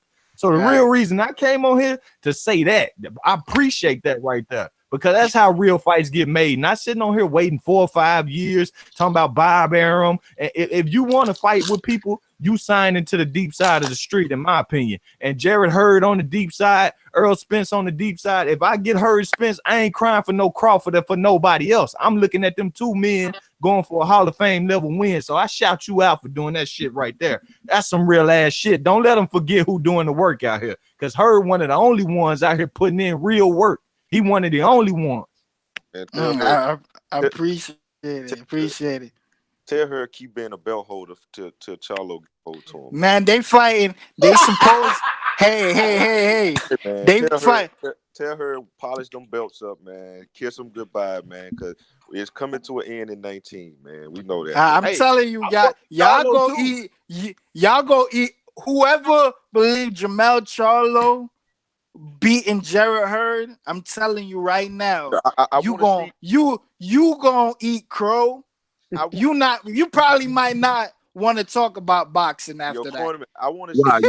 Corner, you think Jared Hurd gonna beat Jamel Charlo? Bro, he's gonna beat. One thing I know about Jacobs and Jamel Charlo, they're too emotional.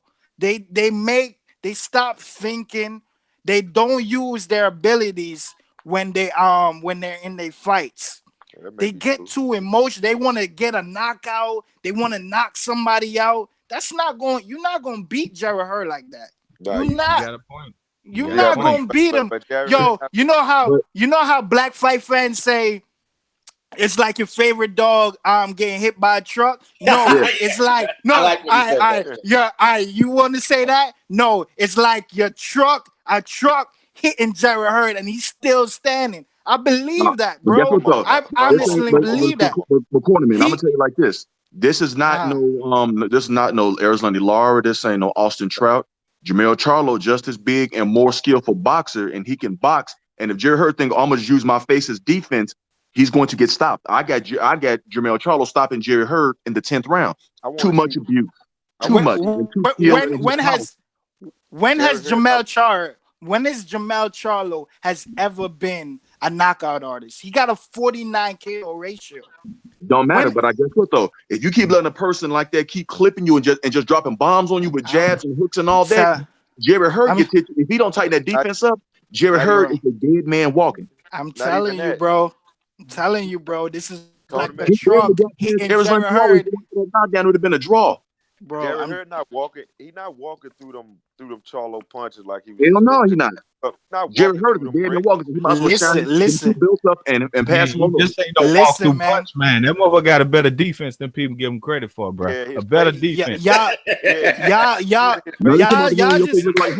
fuck with Charlo. I fuck with both of them. if Heavy. you call him using his face on them punches who can't punch defense, then yeah, he gonna have a better defense. He definitely got a good defense. Man, Charlo gonna beat the shit out of her, man. Thank Nah, man. That's a Nah. massacre. Nah, I'm telling you, bro. Jamel Charlo is just one kind of punch from getting dropped or stopped. What you think? One kind of punch. When you ever fought, I don't know if any of y'all ever boxed, right? Or anything. If y'all ever boxed or went in the sparring or went to fight somebody, right? You fight when you angry, you're not really thinking clearly. Jarrett Hurd never gets emotional. He never gets angry. He never shows rage. Bro, he is Michael Myers, bro. I mean, I got. He is Michael Myers, bro. Hey, Quarterman, you must disclose everyone that you have personal relationship with the Herds. You know what I mean, with Team Herd, so people know where you're coming from. It's like me when I say about the Watsons and everybody. I'm in the gym with Jarrett Hurd every week, bro. Every week.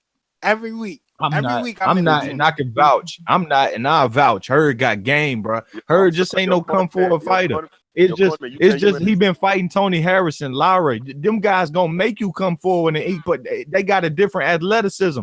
Charlo ain't that kind of boxer. They may be standing there, Hurd may be able to pop a jab that's too long for Charlo. Styles make fights. I love both fighters. I'm not picking no sides, but I'm just saying Jarrett Hurd out there doing. Look, man, he took $500,000 to fight Lara. Canelo and them want to know where the money at to fight Lara. This dude out there doing shit people ain't doing. And he 21 fights in, 2 belts already. Man, that's pound for pound shit, man. And Earl Spence, anybody coming up need to see that man. I fucks with Jarrett Hurd, but I just don't see him like him using his face as like a block. Like he not that's Nah. But that's not all he does. He does the shoulder roll. He blocks the punches with his hands, his shoulders. This is what he does with his defense. Y'all not looking at that. I'm looking at all of Jarrett Hurd fights. I've seen his fights, and I don't see where he's going to beat Jamel Charlo at. I don't see Jamel Charlo. But you from Texas, right? No, I know, wrong. I'm from Chicago. Live in Texas. You live in Texas. Okay. Now I'm from. Maybe Jamel had problems. No, I'm from Chicago. Problem after problem. Yeah, so I don't have a dog in that race. I mean, I'm a fan of Jarrett Hurd. I like it that he got that dog in him, and he's a badass, and he gonna come to fight. He's not gonna come to lay down. He gonna come to fight. All I'm saying is, what y'all gonna say when Jarrett Hurd beat Jamel Charlo? You know, I'm gonna tell you what I'm gonna say. If he does it, I'm gonna say congratulations to Jarrett Hurd. He's the man at 154. That's what I'm gonna say. You can't do nothing but give him his respect. Exactly. You can't. You know what I'm saying? Like I said before, I'm a fan of boxing. I want to see the best fight the best. That's what my motto is. That's what it's going to be. That's what it has been. That's what it will be. But I can't say. I'm just giving you my honest opinion. I don't see it happening. I don't see him beat Jamel Charlo. If he go in there and fight her, try to fight her as emotional as he was, like how he was fighting who that was, Trout. How he was fighting Trout. He was itching for a knockout. He definitely won't come close to beating her, man. But if he go in there relaxed and do what he do, man, it'll be easy. It'll be an easy night for him, man. But he's not. Jamel Charlo is emotional. He's not going to be. I'm telling you, he listening to y'all. Don't think Jamel Charlo ain't listening to y'all. No, we know. He listening to y'all. Cornerman, I know Charlo listening. He looking at Jarrett Hurd like he's sweet. He food. He fucking pumpkin pie and potato pie and all that. Yo, bro, I'm telling you, bro. He's not going. He thinks Jarrett Hurd's sweet. I'm gonna tell you something like this, Cornerman. I'm gonna tell you like this. Jamel Charlo know Jarrett Hurd. He noticed that this man got a fucking beard on him. He can take punch. He already know, like, I can't come in there and slug. I'm gonna have to box and slug at different times. You know what I'm saying? Switch it up. That's not what he said, bro. Man, he got no, but see, guess what? How many fighters said one thing but get in the ring and do the other? Like with you, perfect example. Triple G and David Lemieux. They try to act like it's gonna be Gotti versus Ward 3 and all that. What Triple G get in there and do? I probably got more power than Charlo, bro. But think about it this way: how does Derrick James train his fighters? He trains you to be aggressive. He trains you to break your fighter, break the fighter down, go to the body. You know what I'm saying? To me, Jamel Charlo would have needed Ronnie Shields to beat Ronnie Shields. No, I mean, to me, he wasn't aggressive with Ronnie Shields. I mean, he was just a boxer. He was a boxer. He needs to. He can't. I'm telling you, bro. He's not going to fight like that. He's going to try to knock off Jarrett Hurd's head off, and he going find out it's not like that, bro. No, but you thinking like, so you just think Jarrett Hurd gonna come in and just walk him down and just beat the shit out of Jamel Charlo? No, I didn't say he was No, gonna I'm walk asking, him I'm down. asking, I'm asking, I'm asking. Nah, I don't think Jarrett Hurd is gonna walk him down. I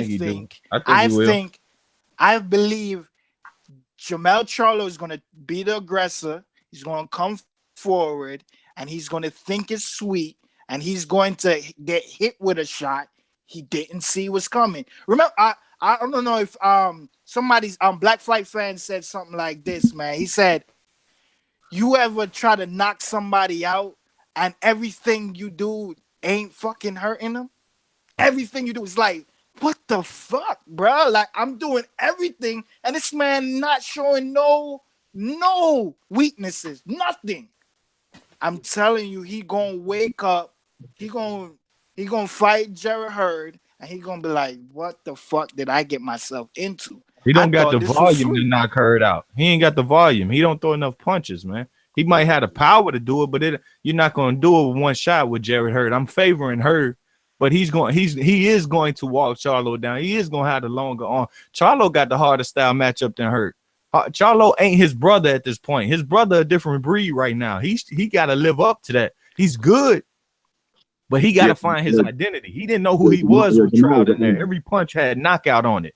He still didn't look like he meshed with Derrick James all the way yet, like I had thought he'd done from the fight where he fought the guy from Texas, and then he went and knocked out the little dude from Florida, Lubin.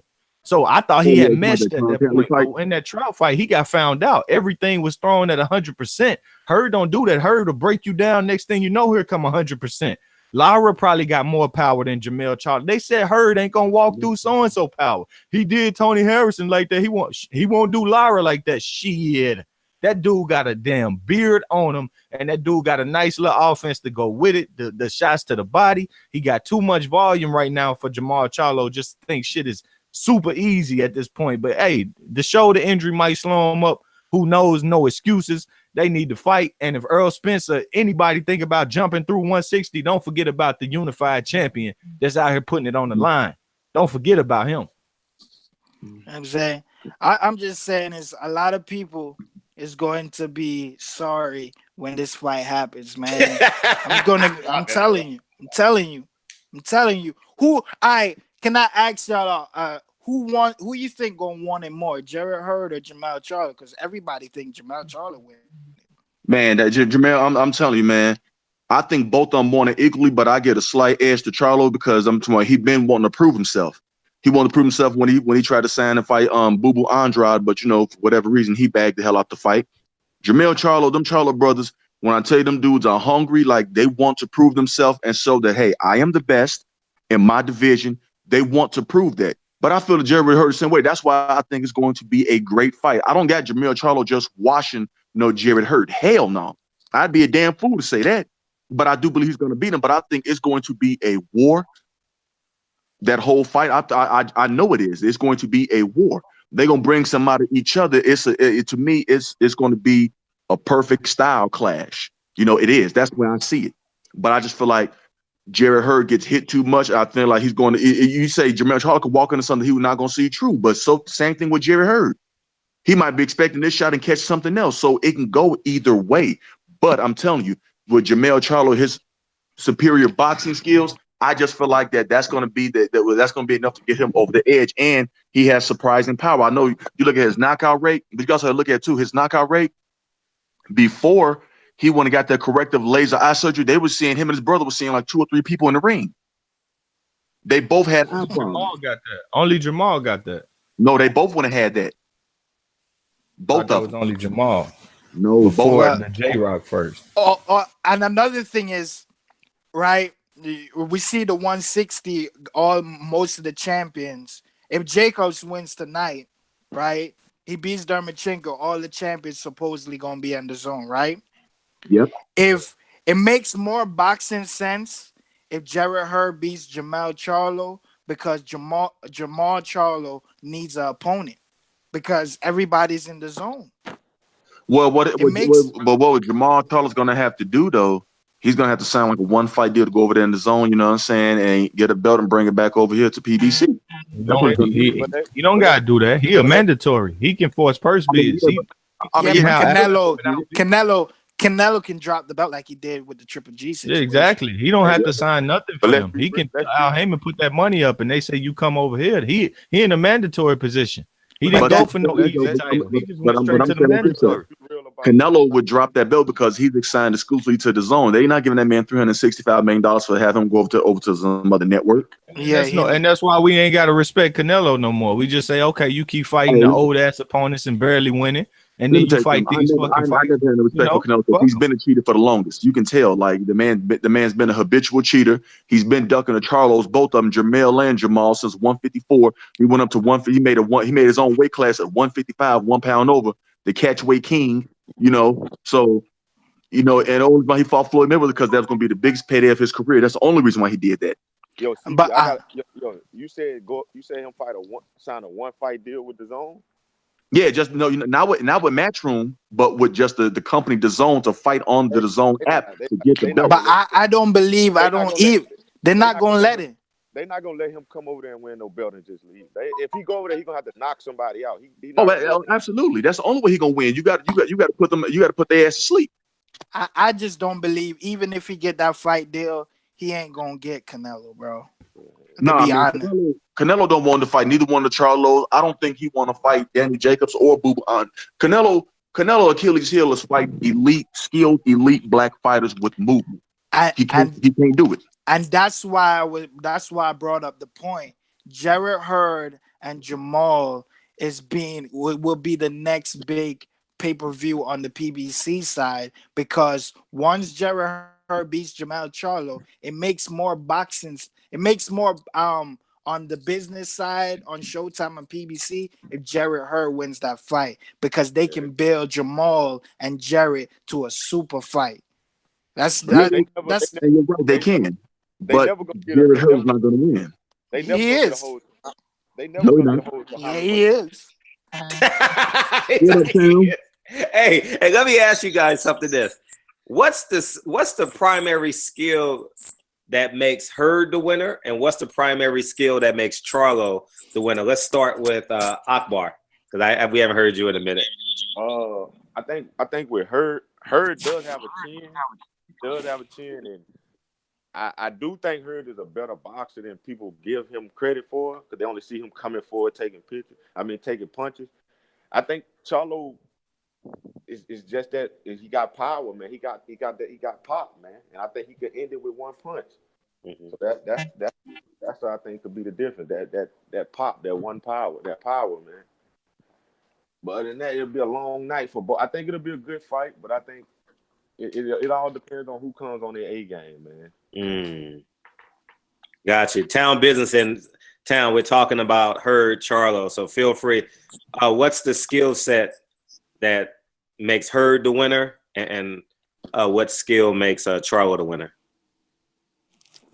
Well, I already told you how I feel about this fight, man. I've said this on several occasions, man. I mean, people got this misconception about Jarrett Hurd's skills in the ring. I know sometimes he takes punches, but as I said before, if you look at the Laura fight, as the fight went on, he was able to slip punches and not take as many hits as he took in previous fights. His defense did get better. I think the pressure Jarrett Hurd can provide to Charlo is going to be a problem for him. I've never seen Charlo fight a dude like Jarrett Hurd. Jarrett Hurd is big and he has power. I don't know where people get this thing that Jarrett Hurd can't beat Charlo, and that Charlo is just going to blow through Jarrett Hurd in like 2 or 3 rounds. I think if Charlo doesn't make anything happen in the early rounds, I think Jarrett Hurd will break him down, and I think that he will eventually win the fight either by late stoppage or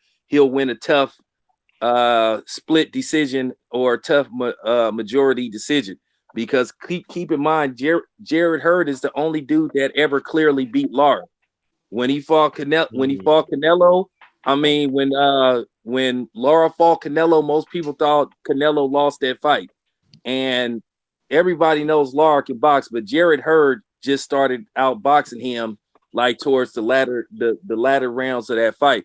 Now, I think if Charlo comes in and he establishes himself early and he hurts Jared Herbert, which I've never seen nobody be able to do. Keep in mind, Tony Harrison, he can pop.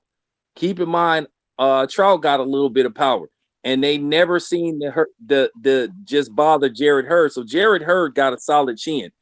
And I think people are I mean, as far as Lubin go, he just caught Lubin with a good shot. That could happen to anybody. And I think people are basing this fight based off what happened to Lubin. That's just Lubin. That doesn't mean he's going to go in there and do that to Jared Hurd. I keep telling people this is a 50-50 fight, man. Either man could win this fight. I just think this fight is going to be won in the later rounds. I just think if Charlo doesn't establish himself early, he's gonna struggle. He struggled against Trout. Both of the Charlo brothers had problems with Austin Trout, and you got to be honest. Where Jared Hurd, he made Trout quit. So I don't know where people get this misconception that this is some kind of mismatch and that Charlo should be an overwhelming favorite. I don't see it that way, and I'm just keeping it 100. Cornerman, we'll save you for last because go ahead. Low life, go ahead, shoot. Low place. My bad, King. My bad. You got the studio set up and all that. What's popping? Look, man, don't even look past Tony Harrison right now for Charlo. It ain't no game. Tony Harrison, he legit with that boxing shit. He just ain't got no stamina. If he get that underway, don't be surprised if, look, matter of fact, why I'm saying that, Charlo got a low ass output. He don't put no pressure on Tony Harrison, make him box. He gonna lose that damn title, bro. He either gonna land one big shot and that's gonna change it. He gonna be losing on the scorecards. Not to say I don't like the kid, don't think he dope. I'm just saying his damn output ain't there yet. It ain't there enough. You got to put something on. Man, don't be surprised if the dude ain't a champion at the end of this fight. And I always said that Tony Harrison, one of the best junior middleweights up there, he just fought some heat and he got tired and he was getting beat. Look, Tony Harrison won more rounds than Lara did, more than likely. He ran about the same amount. He just happened to get knocked out and he couldn't finish it. At least I can say this. He won more consecutive rounds than Lara ever did versus Hurd. That's facts. He didn't do that for no reason. So as far as the fight with Hurd Charlo, we might not even get that hope. But if we do, I'm favoring Jared Hurd, but I also know Charlo can crack. The skills that set Hurd apart is his work rate. The chin of him, I don't know if you're going to call that a skill or just something the guy gave the man. But either way, it's in the ring with him, so it's part of his skill set. So, I mean, that's what it'll be. And then if he learns, and he has did it before, when I seen him fight Carlos Molina, when I saw him fight the Frank Galarza, when I saw those fights back in the day, Hurd was using a long-ass jab. He was controlling distance. He wasn't just rolling up on people because they didn't have foot speed advantages on him. We gonna see. I favor Hurd, but man, I fuck with Charlo. I like the move. I like the move to Earl Spence's coach, Derek James, and all that. I like the attitude. I like that shit talking. I love that. I'm from the South too. I love the Southern fighters. But right now, he got a problem with Tony Harrison. He got a motherfucking problem December 22nd. CB Sports. Great breakdown, man. Great analysis. You in town. Everybody. Go ahead, CB. You the lone man standing. What's popping?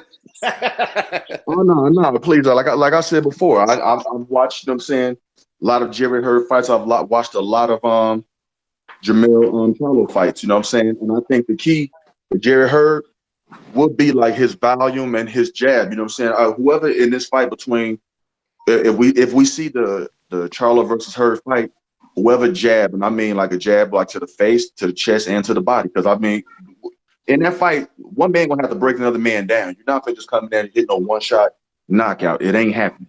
It's just not happening.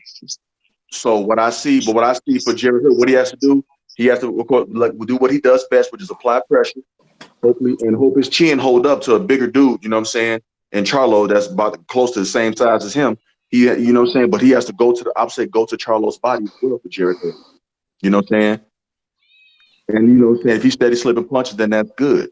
But he has to do that. He has to go to the body. He has to establish that jab and work off the jab and keep that constant pressure on. Don't let Jamel rest for 1 second. of any round. Like no sec, you don't get no time off, like none. He do that, he has a chance to break Charlo. I can admit that. Jamel Charlo has to throw a combination. He has to go to Jerry Hurd's body, jab, move around, and at times stand your ground. But he has to box mainly because he's the superior boxer. That's just what it is. And I see his boxing skills coming into it. And I don't think Jerry Hurd's going to be able to walk him down like that because, yeah, you have a chin. But look at the punishment this man has taken his past 3 fights. I don't care about how young he is. I think he's like 27, 28, somewhere around Charlo's age. That shit catches up. 28. Okay, yeah, that's the same age then. That shit catches up with you quicker than you might think. You cannot keep taking punishment like that. Yeah, you know what I'm saying? He was able to. And Jermell Charlo, he doesn't fade his fights go on. He gets stronger. That's why I say it's going to be a battle of the wills. So Charlo has to implement the jab, go and to the body. I think the jab to the sternum is going to be key for Jermell. Not so much to the face, but to the sternum. You have to break Jared Hurd down to the body. That's what people don't do with Hurd. They try to, let me just tee off on your face. You got to go to that man's body. Oh, no. Make them legs quicksand. Jermell can do that and box too, and box smartly, and then hit him with some shots, you know what I'm saying, that make him think twice about just trying to run in there, just trying to walk you down recklessly. Then, yeah, I see it. But I have the slight edge to Jermell Charlo. Like I said, I have Jermell Charlo stopping Jared Hurd in the 10th round. That's just my opinion. That's how I look at it. Don't forget, Valdez gave Charlo all kind of trouble with length. All kinds of it with length and foot speed and aggression. Yeah, but Valdez is also a southpaw. No, he ain't. No, he's orthodox. He's orthodox. Oh, well, I don't know why the fuck I thought that. My bad. For some reason, I want to call her the southpaw right now, but I know he's not, though. He squares up, though. He squares up. He throws power with both punches. When he in the pocket, I don't know if that's bad or good. It's been working, but his body's quarterman. You up, man. Shoot. Ah, man. Cook. Yo, the whole team heard Hillcrest, man. We all hearing what y'all saying, man. Don't think we're not listening. We hearing everything. So Jared Hurd right now, he's training for Jermell Charlo like his life and his career is on the line, bro. He's not going to let Jermell Charlo beat him, bro. I'm telling you, he's super motivated for Jermell Charlo. I've never seen him more motivated for anybody than Jermell Charlo. And I believe with the fight with Jermell Charlo is he's listening to what y'all are saying. He wants to be the first person to stop Jared Hurd. And it's not going to happen. I think Jared Hurd is going to fight a similar style like the Frank Galarza fight, man. He's not going to come off aggressive. Jermell Charlo is going to do it all for it. And he's going to see it. He's not going to see a shot coming. And Jermell going to get dropped. He might. I believe the fight is going to be 12 rounds. But I feel like Jermell Charlo going to get dropped at least 1 or 2 times. And that's going to make Jared Hurd score the points for him to win this fight. But I'm telling you, man, Jermell Charlo is going to come out really aggressive, trying to prove something and be very emotional and angry, trying to do like the Austin Trout fight, the John Jackson fight, the Vannes Monteroji fight. He's going to come out like that, and I'm telling you, it's not going to work for him. It's not. He's going to throw everything he can, and he's going to be like, what the fuck? What the fuck? This man not going down. He ain't budging. Nothing. But I just believe Jared Hurd is going to catch him with a shot. It's just a one counter punch from getting either stopped or being dropped and make him win the fight. And that's what I got for Jared Hurd, man. Well, I mean, Town, you still there? Or I'm here. Oh, add to what he was saying about Hurd training like his life depended on it. Wait, say that again, Fred. Cornerman said Hurd is training like his life depended on it. What you got to say about that? Oh, Well, I believe him, and Low Play said something that I forgot about. If you look at Jared Hurd, his past fights, he was defensively responsible. The fight that Low Place mentioned, he was defensively responsible. He didn't really start getting hit until the last few fights, to where he started getting put on major cards, and where we started seeing Jared Hurd on the come up, because actually his defense was good in the in that fight Low Place was talking about. And as far as Tony Harrison go, Low Place is right also. Tony Harrison can box. He just got Amir Khan problems. He just don't got no good chin. Tony Harrison can box, but he always ends up getting caught. The fights that he got caught and knocked out in, he was winning. He was outboxing Jared Hurd, but Jared Hurd, like I said, his will to win, he ended up catching him and he ended up stopping him. So I think the same thing that dude is saying. I think you're gonna see a different type of Jared Hurd versus Charlo. I think you're gonna see a defensively responsible Jared Hurd. I think you're gonna see his boxing skills, because Jared Hurd is one of the best offensive fighters out there. All he has to do is touch up his defense, and I think he can contend with anybody. One, he big as fuck. You know, I didn't interview the dude. He's big as fuck. The dude is a legitimate 6 feet. The dude is a legitimate 6'1", 6'2". He walk around probably at 190. So if anybody ain't seen, I keep telling you, this fight is gonna be very difficult for Charlo, because have you ever seen a fight where Charlo get pushed up against the ropes and he has to fight going backwards or fight off the ropes? Jared Hurd, if Jared Hurd gets Charlo up against the ropes with his strength and his boxing ability and his power, Charlo is gonna be in deep trouble. Charlo's best bet is to try to keep that fight in the middle of the ring, because if Jared Hurd walks him down and he gets him up against the ropes and start teeing off on him, Charlo gonna be in deep shit.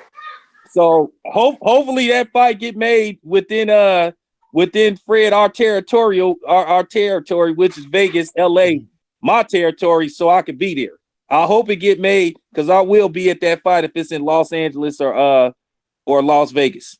But I think the Charlo fight is gonna make Jared Hurd a superstar. We gonna take him serious.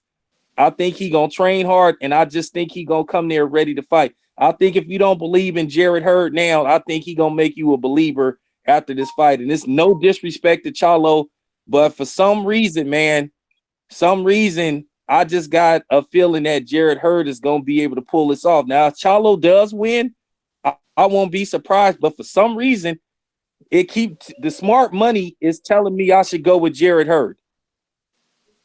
You know, people are picking Jamel Charlo off the initial because they stay current, they stay relevant. Hurd has a more reserved personality, and he doesn't really go out to all the fights like a Jamel Charlo, and Hurd ain't been in GQ magazine, but at the end of the day, the man got 2 belts, and he absolutely earned the Lara fight. Absolutely earned the Lara fight, and I was there, and I'm watching this fight like, oh, the first 4 rounds of that fight. You watch that fight. Hurd stood up to some left hands that I was like, God damn! I'm literally 3 feet away from him because I'm in the second row. The second row, there's one second row, and I'm like, God damn, Hurd. I mean, Laura was just hitting him with some shit. And I think even if I'm gonna play devil's advocate on both sides, even if Charlo don't land any punches, I think it's gonna bother him if Hurd keeps on just coming forward with the pressure, that mental pressure. And I know some of you guys have sparred before. I'm the guy that likes to counter and like to slip and like to throw a double jab and slip. I don't like when I got to fight a Mexican that's going to put his right foot above my left foot. I don't like that shit at all. And so I know what type of pressure that he can put on Charlo. If Charlo don't land a hard right hand somewhere, whether it's on his shoulder, whether it's on his chin, whether it's on his elbow, because I know, because I put myself in these fighters' position. I got to land something really hard. I don't care what piece of the body it lands on. to make this guy slow down and think about coming in. And Charlo is a guy that kind of like loads up his shit. You see it coming. And I think if Hurd slips some shit, it could possibly be a great fight. Now, on the other hand, everything Charlo throws has bad intentions, whether if it's jab, uppercut, left hook. You saw him against against his last fight against Trout, leave his feet on some punches. He has terrible intentions. So if he lands some shit, it can quite possibly make Hurd like, I don't think I might not want to stalk this guy for 12 rounds. So so someone put in the comment section, forgive me for forgetting your name. It's the will of these fighters. And fortunately enough, I don't watch fight with sound, even when I rewatch the fight. So I don't know what goes on in the corners of these guys. So I don't know what's being said. I don't know their disposition. Are they talking back? But it's going to be a war of wills, this fight. Like, can Charlo stand up to that? Can Hurd stand up to that? Maybe Charlo wins this fight before Saturday night. You get what I'm saying? Too much PR, too much press, too much talking. Charlo's team is bigger. Hurd's team doesn't talk back. They allow themselves to be the quiet animal. You understand? To be the quiet thief. You understand? So Michael Myers. Michael Myers, yeah. So at the end of the day, I don't know who wins this fight. When this fight gets signed, I'm gonna go back and forth on this fight. I know me personally. I don't even have to review their fight because I've seen their last 10 fights. Like personally, I may do some refreshers, but I personally don't know who wins this fight. If I had to pick somebody today, I would choose Hurd just based off of the fact that he's not doing nothing sexy. You understand what I'm saying? He's not promoting himself. He's just in the gym working, and the motherfucker is a giant. Like he's about 30 pounds bigger than me. And when I interview these guys, I'm like, I'm 5'7", 160, 165. So he swallows me. You understand? Like, I'm looking up to him like, guy got a big head, big shoulders, big hands. I'm like, God, he's a big guy. But when I see Charlo, he looks like me, like a more lean guy. He's taller than me, obviously, but he looks like me. His girth is not like a Hurd. So they call him Halloween Hurd in the chat. They call Halloween. Hey, he needs to adopt that. I love that. Halloween Hurd. Hey, Quarterman, you need to send him that. Halloween Hurd. Yeah, I'm gonna send him. I send it to him, man. Yeah, Swift Jared. Swift Jared dope, but Halloween Hurd ain't got no competition. No, that's hard. Halloween Hurd is ruthless, man. But man, feel free to interject, man. Yeah, I like that. Halloween Hurd is killer. Oh yeah. Halloween Hurd. Yeah, dope. That's a dope ass. That's never been done before. That's something new. Swift, Hitman, Pretty Boy. That's all been done before. But Halloween Hurd is pretty dope. Go ahead, Low Life. You want to shoot? Halloween Hurd, bro. Ain't that wasn't that like a WCW pay-per-view back in the Halloween Havoc? Halloween Havoc. Remember that shit? Halloween Havoc. I think it was the W. What is it? The NWO or whatever that shit was. WCW. Yeah. Ted Turner shit. Yeah. Hurd need to get that on him, bro. He need to get that. But yeah, this is like, Sometime Business said, well, it was like, we gonna take him serious after he beat Jamal. See, that's the thing. Like, people, that shit's so unfair to him because most people beat Lara and they taking serious. Hell, Canelo don't even beat Lara. He just get his hand raised 117, 111. People make memes about him with his jacket that said Canelo on the back. They took that off and put 117, 111 on the back of his shit. And y'all pay for his fights. You know what I'm saying? Not people on here, but I'm just saying, for the most part, people pay for him. You take that motherfucker beyond serious. And he didn't even get the victory. Jared Hurd had this nigga down on the canvas, no dispute, won the fight. Even without the knockout, the nigga had won that shit on my card. And it's like, no, don't take him serious. Now, I know the panel take him serious, but I'm just saying for the other people out here, you should be sold already. Don't make the brother do no more than everybody else doing. Then, you know what I'm saying? That you sitting out here, you parading for Canelo, but this dude doing more. This dude stopped Trout. Canelo couldn't. Trout had just likely, I don't know if you could say he beat Charlo Jamal, but he damn sure gave him a hell of a fight and was hitting him with clean ass left hand counters and left hook. I mean, right hooks from the southpaw stance. This dude, the only person to stop Trout. Only person. Ain't no time to. Ain't no more weight. Ain't no more weight to do. We lost you, low place. His sound just went out. You can hear me? All right, I got you. I'm on. You hear me? Yeah, we hear you. Yeah, go ahead, low place. Yeah, it muted. Yeah, but like, I don't look at like quantity of Canelo's got to do it more. Man, look, with he got in that ring with two people Canelo got in there with, and he outdone him.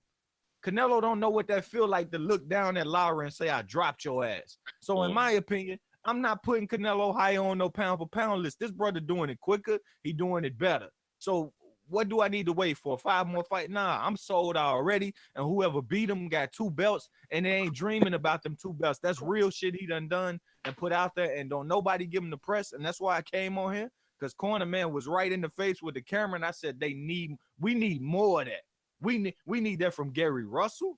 If Tank Davis in the area, we need more of that. Them fighters over there legit in the DMV. They legit.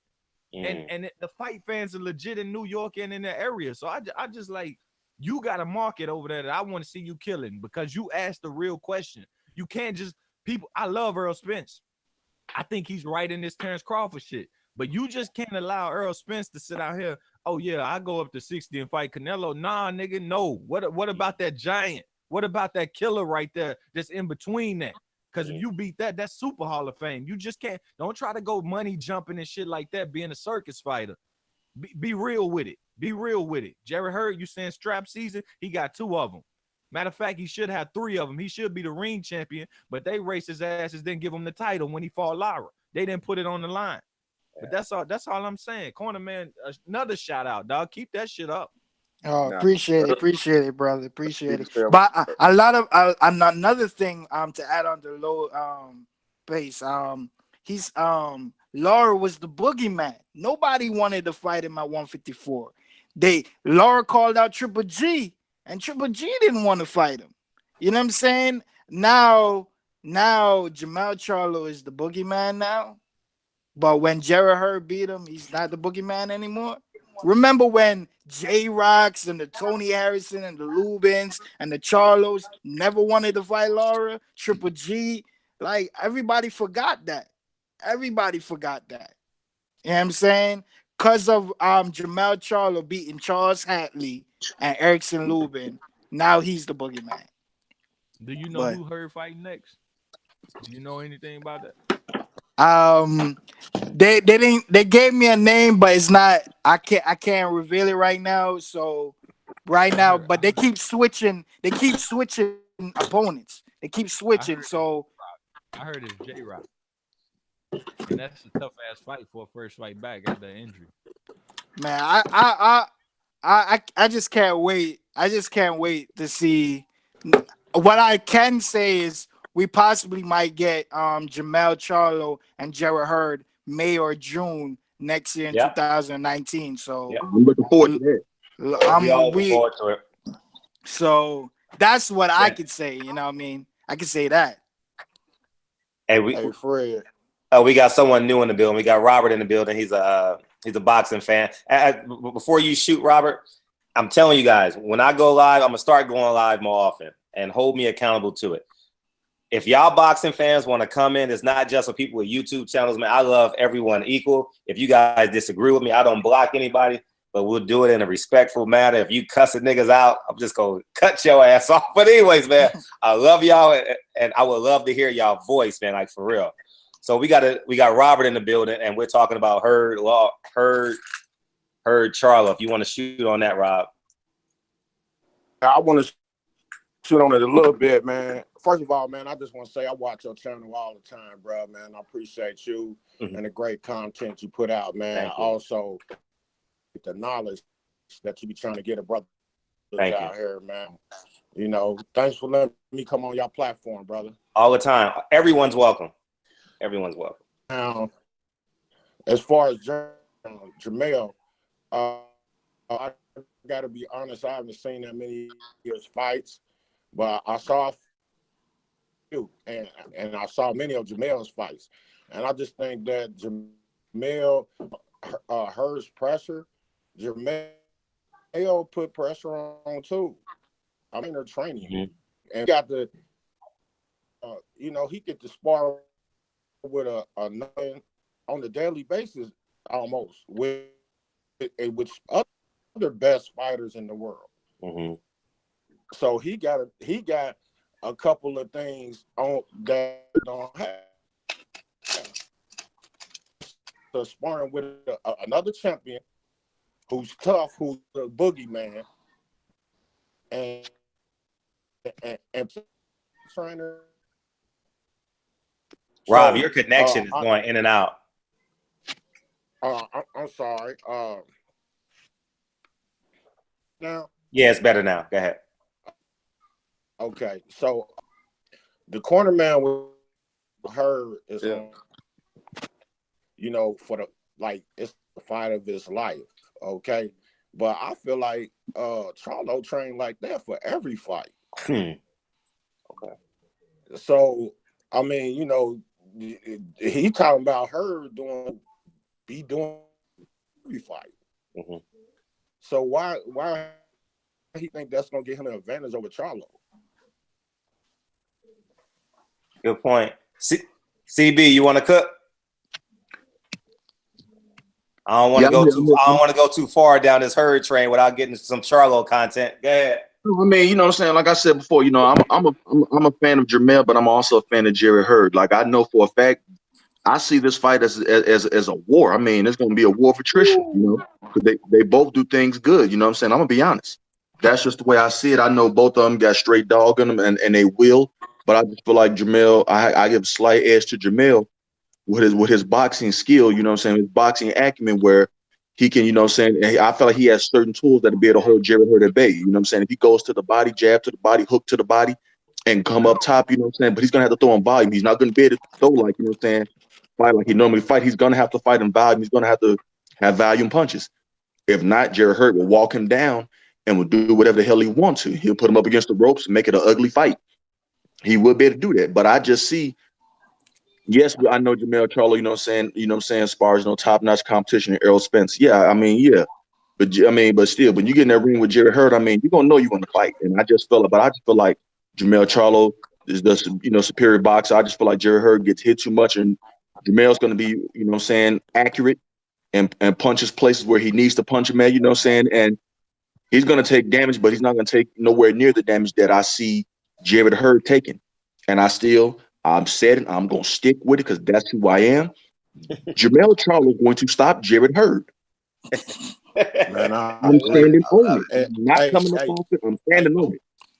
Real, why do y'all think Jared out Spence, but Charlo right there in this division? That's a moment. You should knock out Jamel and then look over at Derrick James and get on the microphone and say, "I want your other boy next." That'll be some G shit. That's all I know. Nah, maybe What'll be G is if he got to get past the first fighter first. Knock out one brother and call out the other brother, man. Know what I said. He got if he knock him out, if he beat Jamel and say they was talking that shit, they said, what did it say? Keep running your mouth. And then, you know what I'm saying? I got in him. Now give me your other boy next. Jared Hurd will be well on his way to Hall of Fame. Look, he beat Charlo, gonna top him up there even more on my pound for pound list. He beat Spence, get out the way, everybody. The boy doing his thing.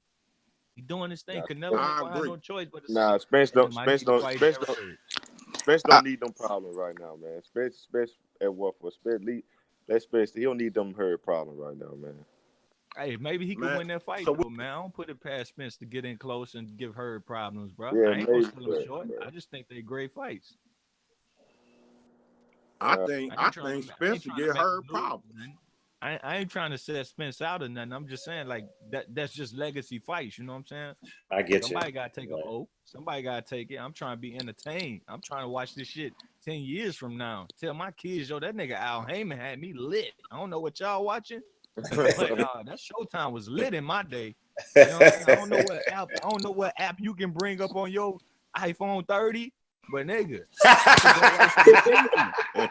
and them boys was getting it in. That's what I'm interested in. You know what I'm saying? That's some killer fights, dog. Don't nobody know who win that shit till they win them shits. All right, Fred. You what's up? Yo, I got a question. Yo, yes. Okay. Say if Broner beat Pacquiao, right? And Mayweather was just bullshitting and he don't come back. What would be the next fight for Broner after if he was to beat Pacquiao? You want to keep it real, like someone like Amir Khan. He ain't fighting no dogs. You know, he's honestly, I think Adrian Broner is an attraction to boxing. He can't beat no one at 47. I don't think Prograis will walk him down. Ramirez will outbox him. I think he's an attraction. So Amir Khan is an attraction type. So someone like an Amir Khan, I'm drawing a blank on some other boxing attractions that fits in that pocket. But something like that, they'll create an opponent, maybe like Omar Figueroa or something like that, someone where it could be a draw or a one fight decision. But honestly, I would want to keep Broner busy, until his fan appeal is just gone, because I don't know what he'll do. Which is coming up. Yeah, Pacquiao. Pacquiao is a freak of nature, man. I know he's done steroids. I believe he's done steroids, but I mean, just watching him in the ring now from like 50,000 feet, not being emotional about it, man, he is skilled, man. Yeah, he's super skilled, man. And man, it won't be a fight, man. But Fred, what's up? You said Prograis can beat Broner? I said what? Wait. Who at? Low place. Go ahead, shoot. You said Prograis can beat bro. You think Prograis will walk Broner down? Yeah, he'll walk Broner down. Yeah, he'll be sure to Adrian Broner. I don't know. Yeah, Prograis let his hands go. Prograis my homie, man. That's my homie, bro. That's the homie, bro. Like, y'all can check out my interview with Prograis on the Cornerman Radio. But yo, I really believe Prograis would smash Broner. Yeah, that's not even fair to Adrian Broner. That's not fair to But Adrian Broner. my thing about Fred though, y'all asked the question, who would Broner and Manny fight next? Don't be surprised. Keith Thurman get the fight he truly want, man. You gonna see Keith Thurman come out the woodwork for that winner, bro. I hope Manny Pacquiao beat the shit out of him if that happens. Can Keith stop playing this game where his playing as derailed, dog? He was trying to sit back and wait on the division to clear out so he could come. It's not gonna happen, man. He just get stripped of the belt already, man. Yeah. See what Manny gonna be the super champion if that happened. That's fine. So, maybe we can get some good fights out of Manny, these last. So I don't see Manny fighting no Earl Spence or no Sean Porter. Hell no. No. Hell no. No, sorry. Hell no. That ain't happening. So either way is a gift and a curse. If they strip Keith Thurman and go to Manny, he ain't fighting the guys that we might want him to fight. So only way Manny gonna fight either one of them, you gotta throw him that bag. They're gonna have to throw him a super bag. And that bag ain't gonna be big enough for him to take that Earl Spence fight. Nah, Yeah. Unless it's his fight that he just said, look, this is my farewell fight. Unless he just calling it quits.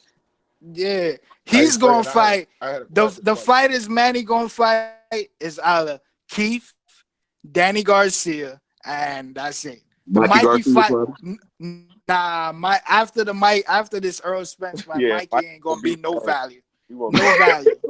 He ain't gonna be a value. He can't come back to boxing after that. Al Heyman's so powerful that Manny rejuvenated his career just by signing to that nigga. Like, we interested in who he can fight now.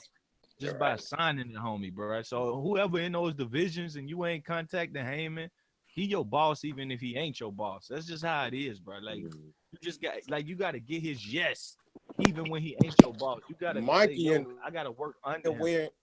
Mikey in a win-win situation, man. Even if he get beat, he gonna keep his Mexican supporters. and then everybody gonna be like, well, he moved up to challenge himself. He ain't gonna lose his stock that much. The only one that stand to lose from this is Earl Spence. He may not lose. He may not. He He don't may not lose his and, stock. and dominating. He may not lose his stock, but he gonna damn near lose his life fighting Earl, man. He's gonna be pushing I blood. agree. I mean, it's possible. It's possible, especially since he don't do.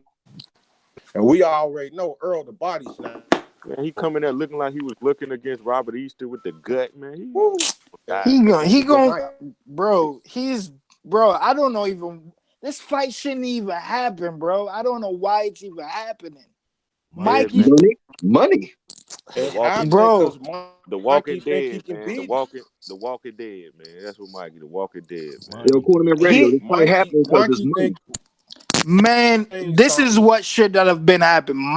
Spence should have been fighting Bud, man. Point blank, period. That should be the fight. Bud should have been signing the Al, though, man. Bud should be over there by himself, bro. Like, we need to see Bud and Spence happen. I bet you that winner, whoever wins that fight, I bet you people won't be jumping to fight them. I call him Brad. That's Brad Crawford. He the new Tim Bradley, bro. The nigga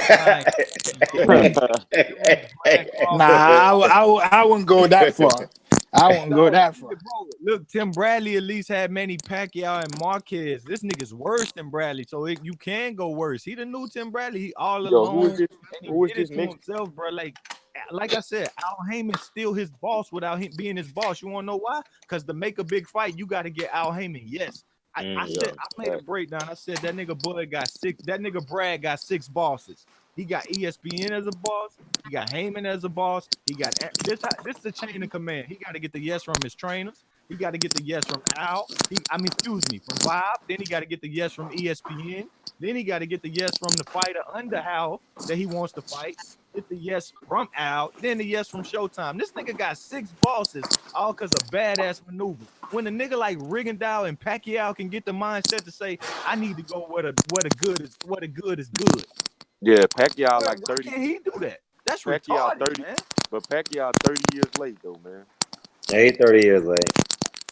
I gotta run. All right, so I gotta get your closing remarks. The jumper guy is here. No.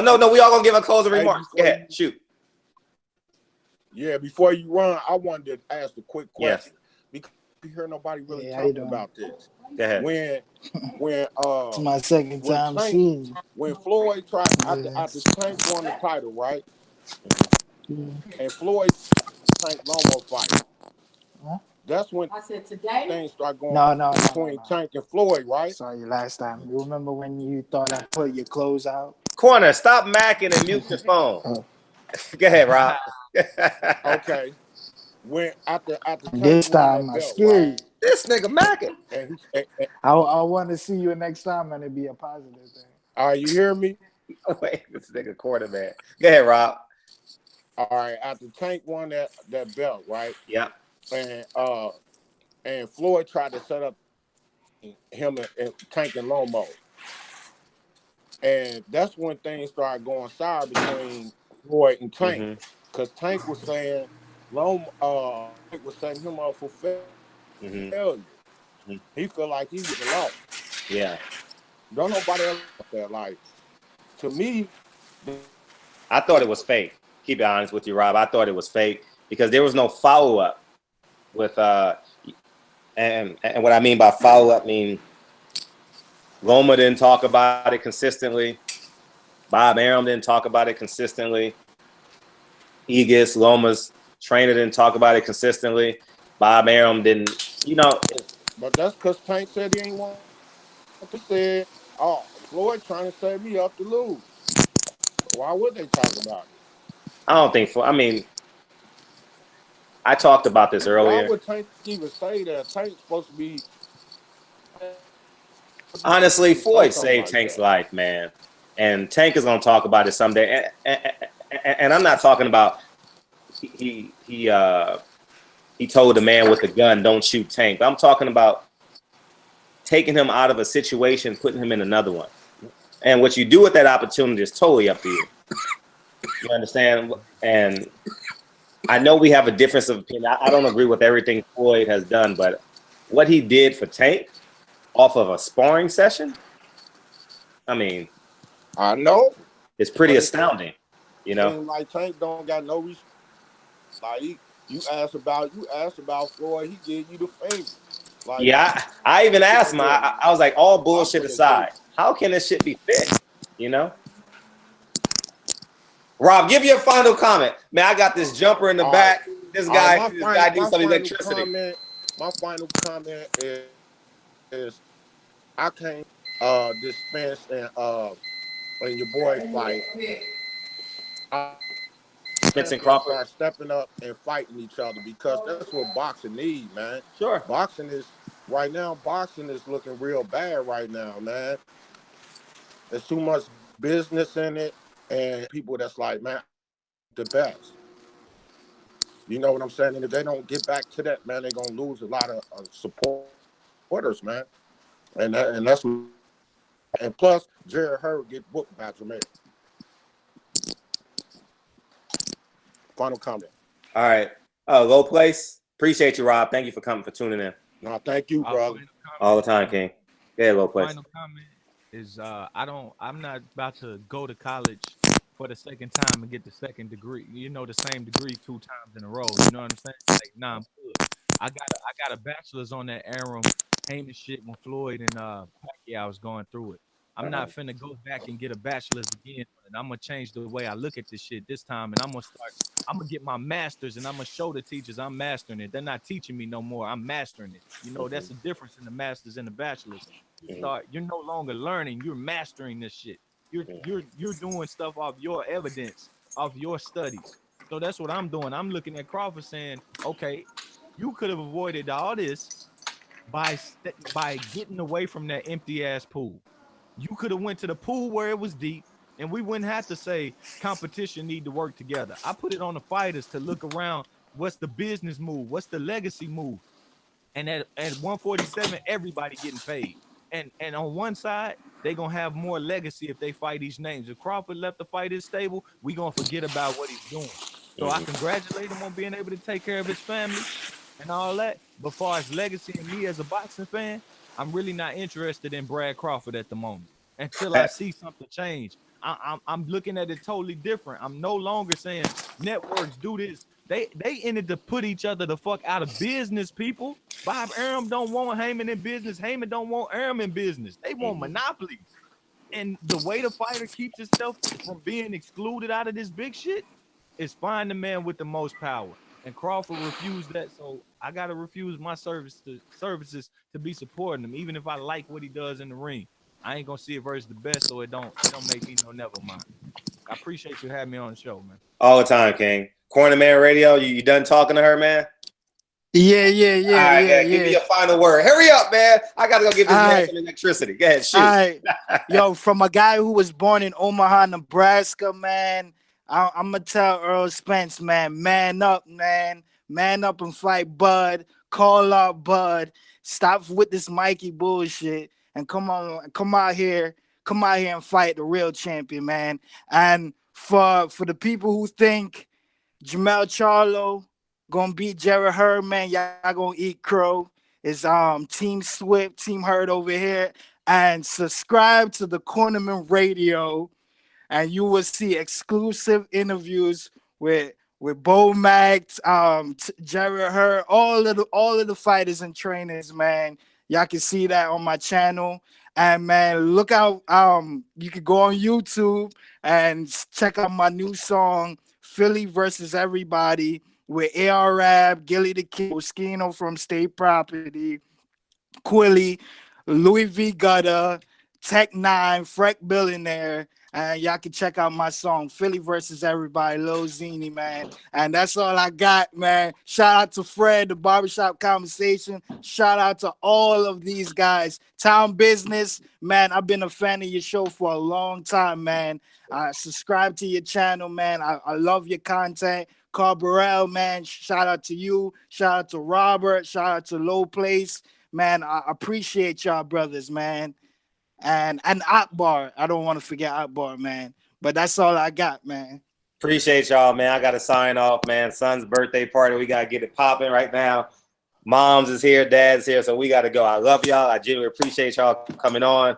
We got to do this shit again. I'm thoroughly excited. So I'll sign out. And I genuinely appreciate all the boxing fans came on and everyone with the YouTube channels. I appreciate y'all.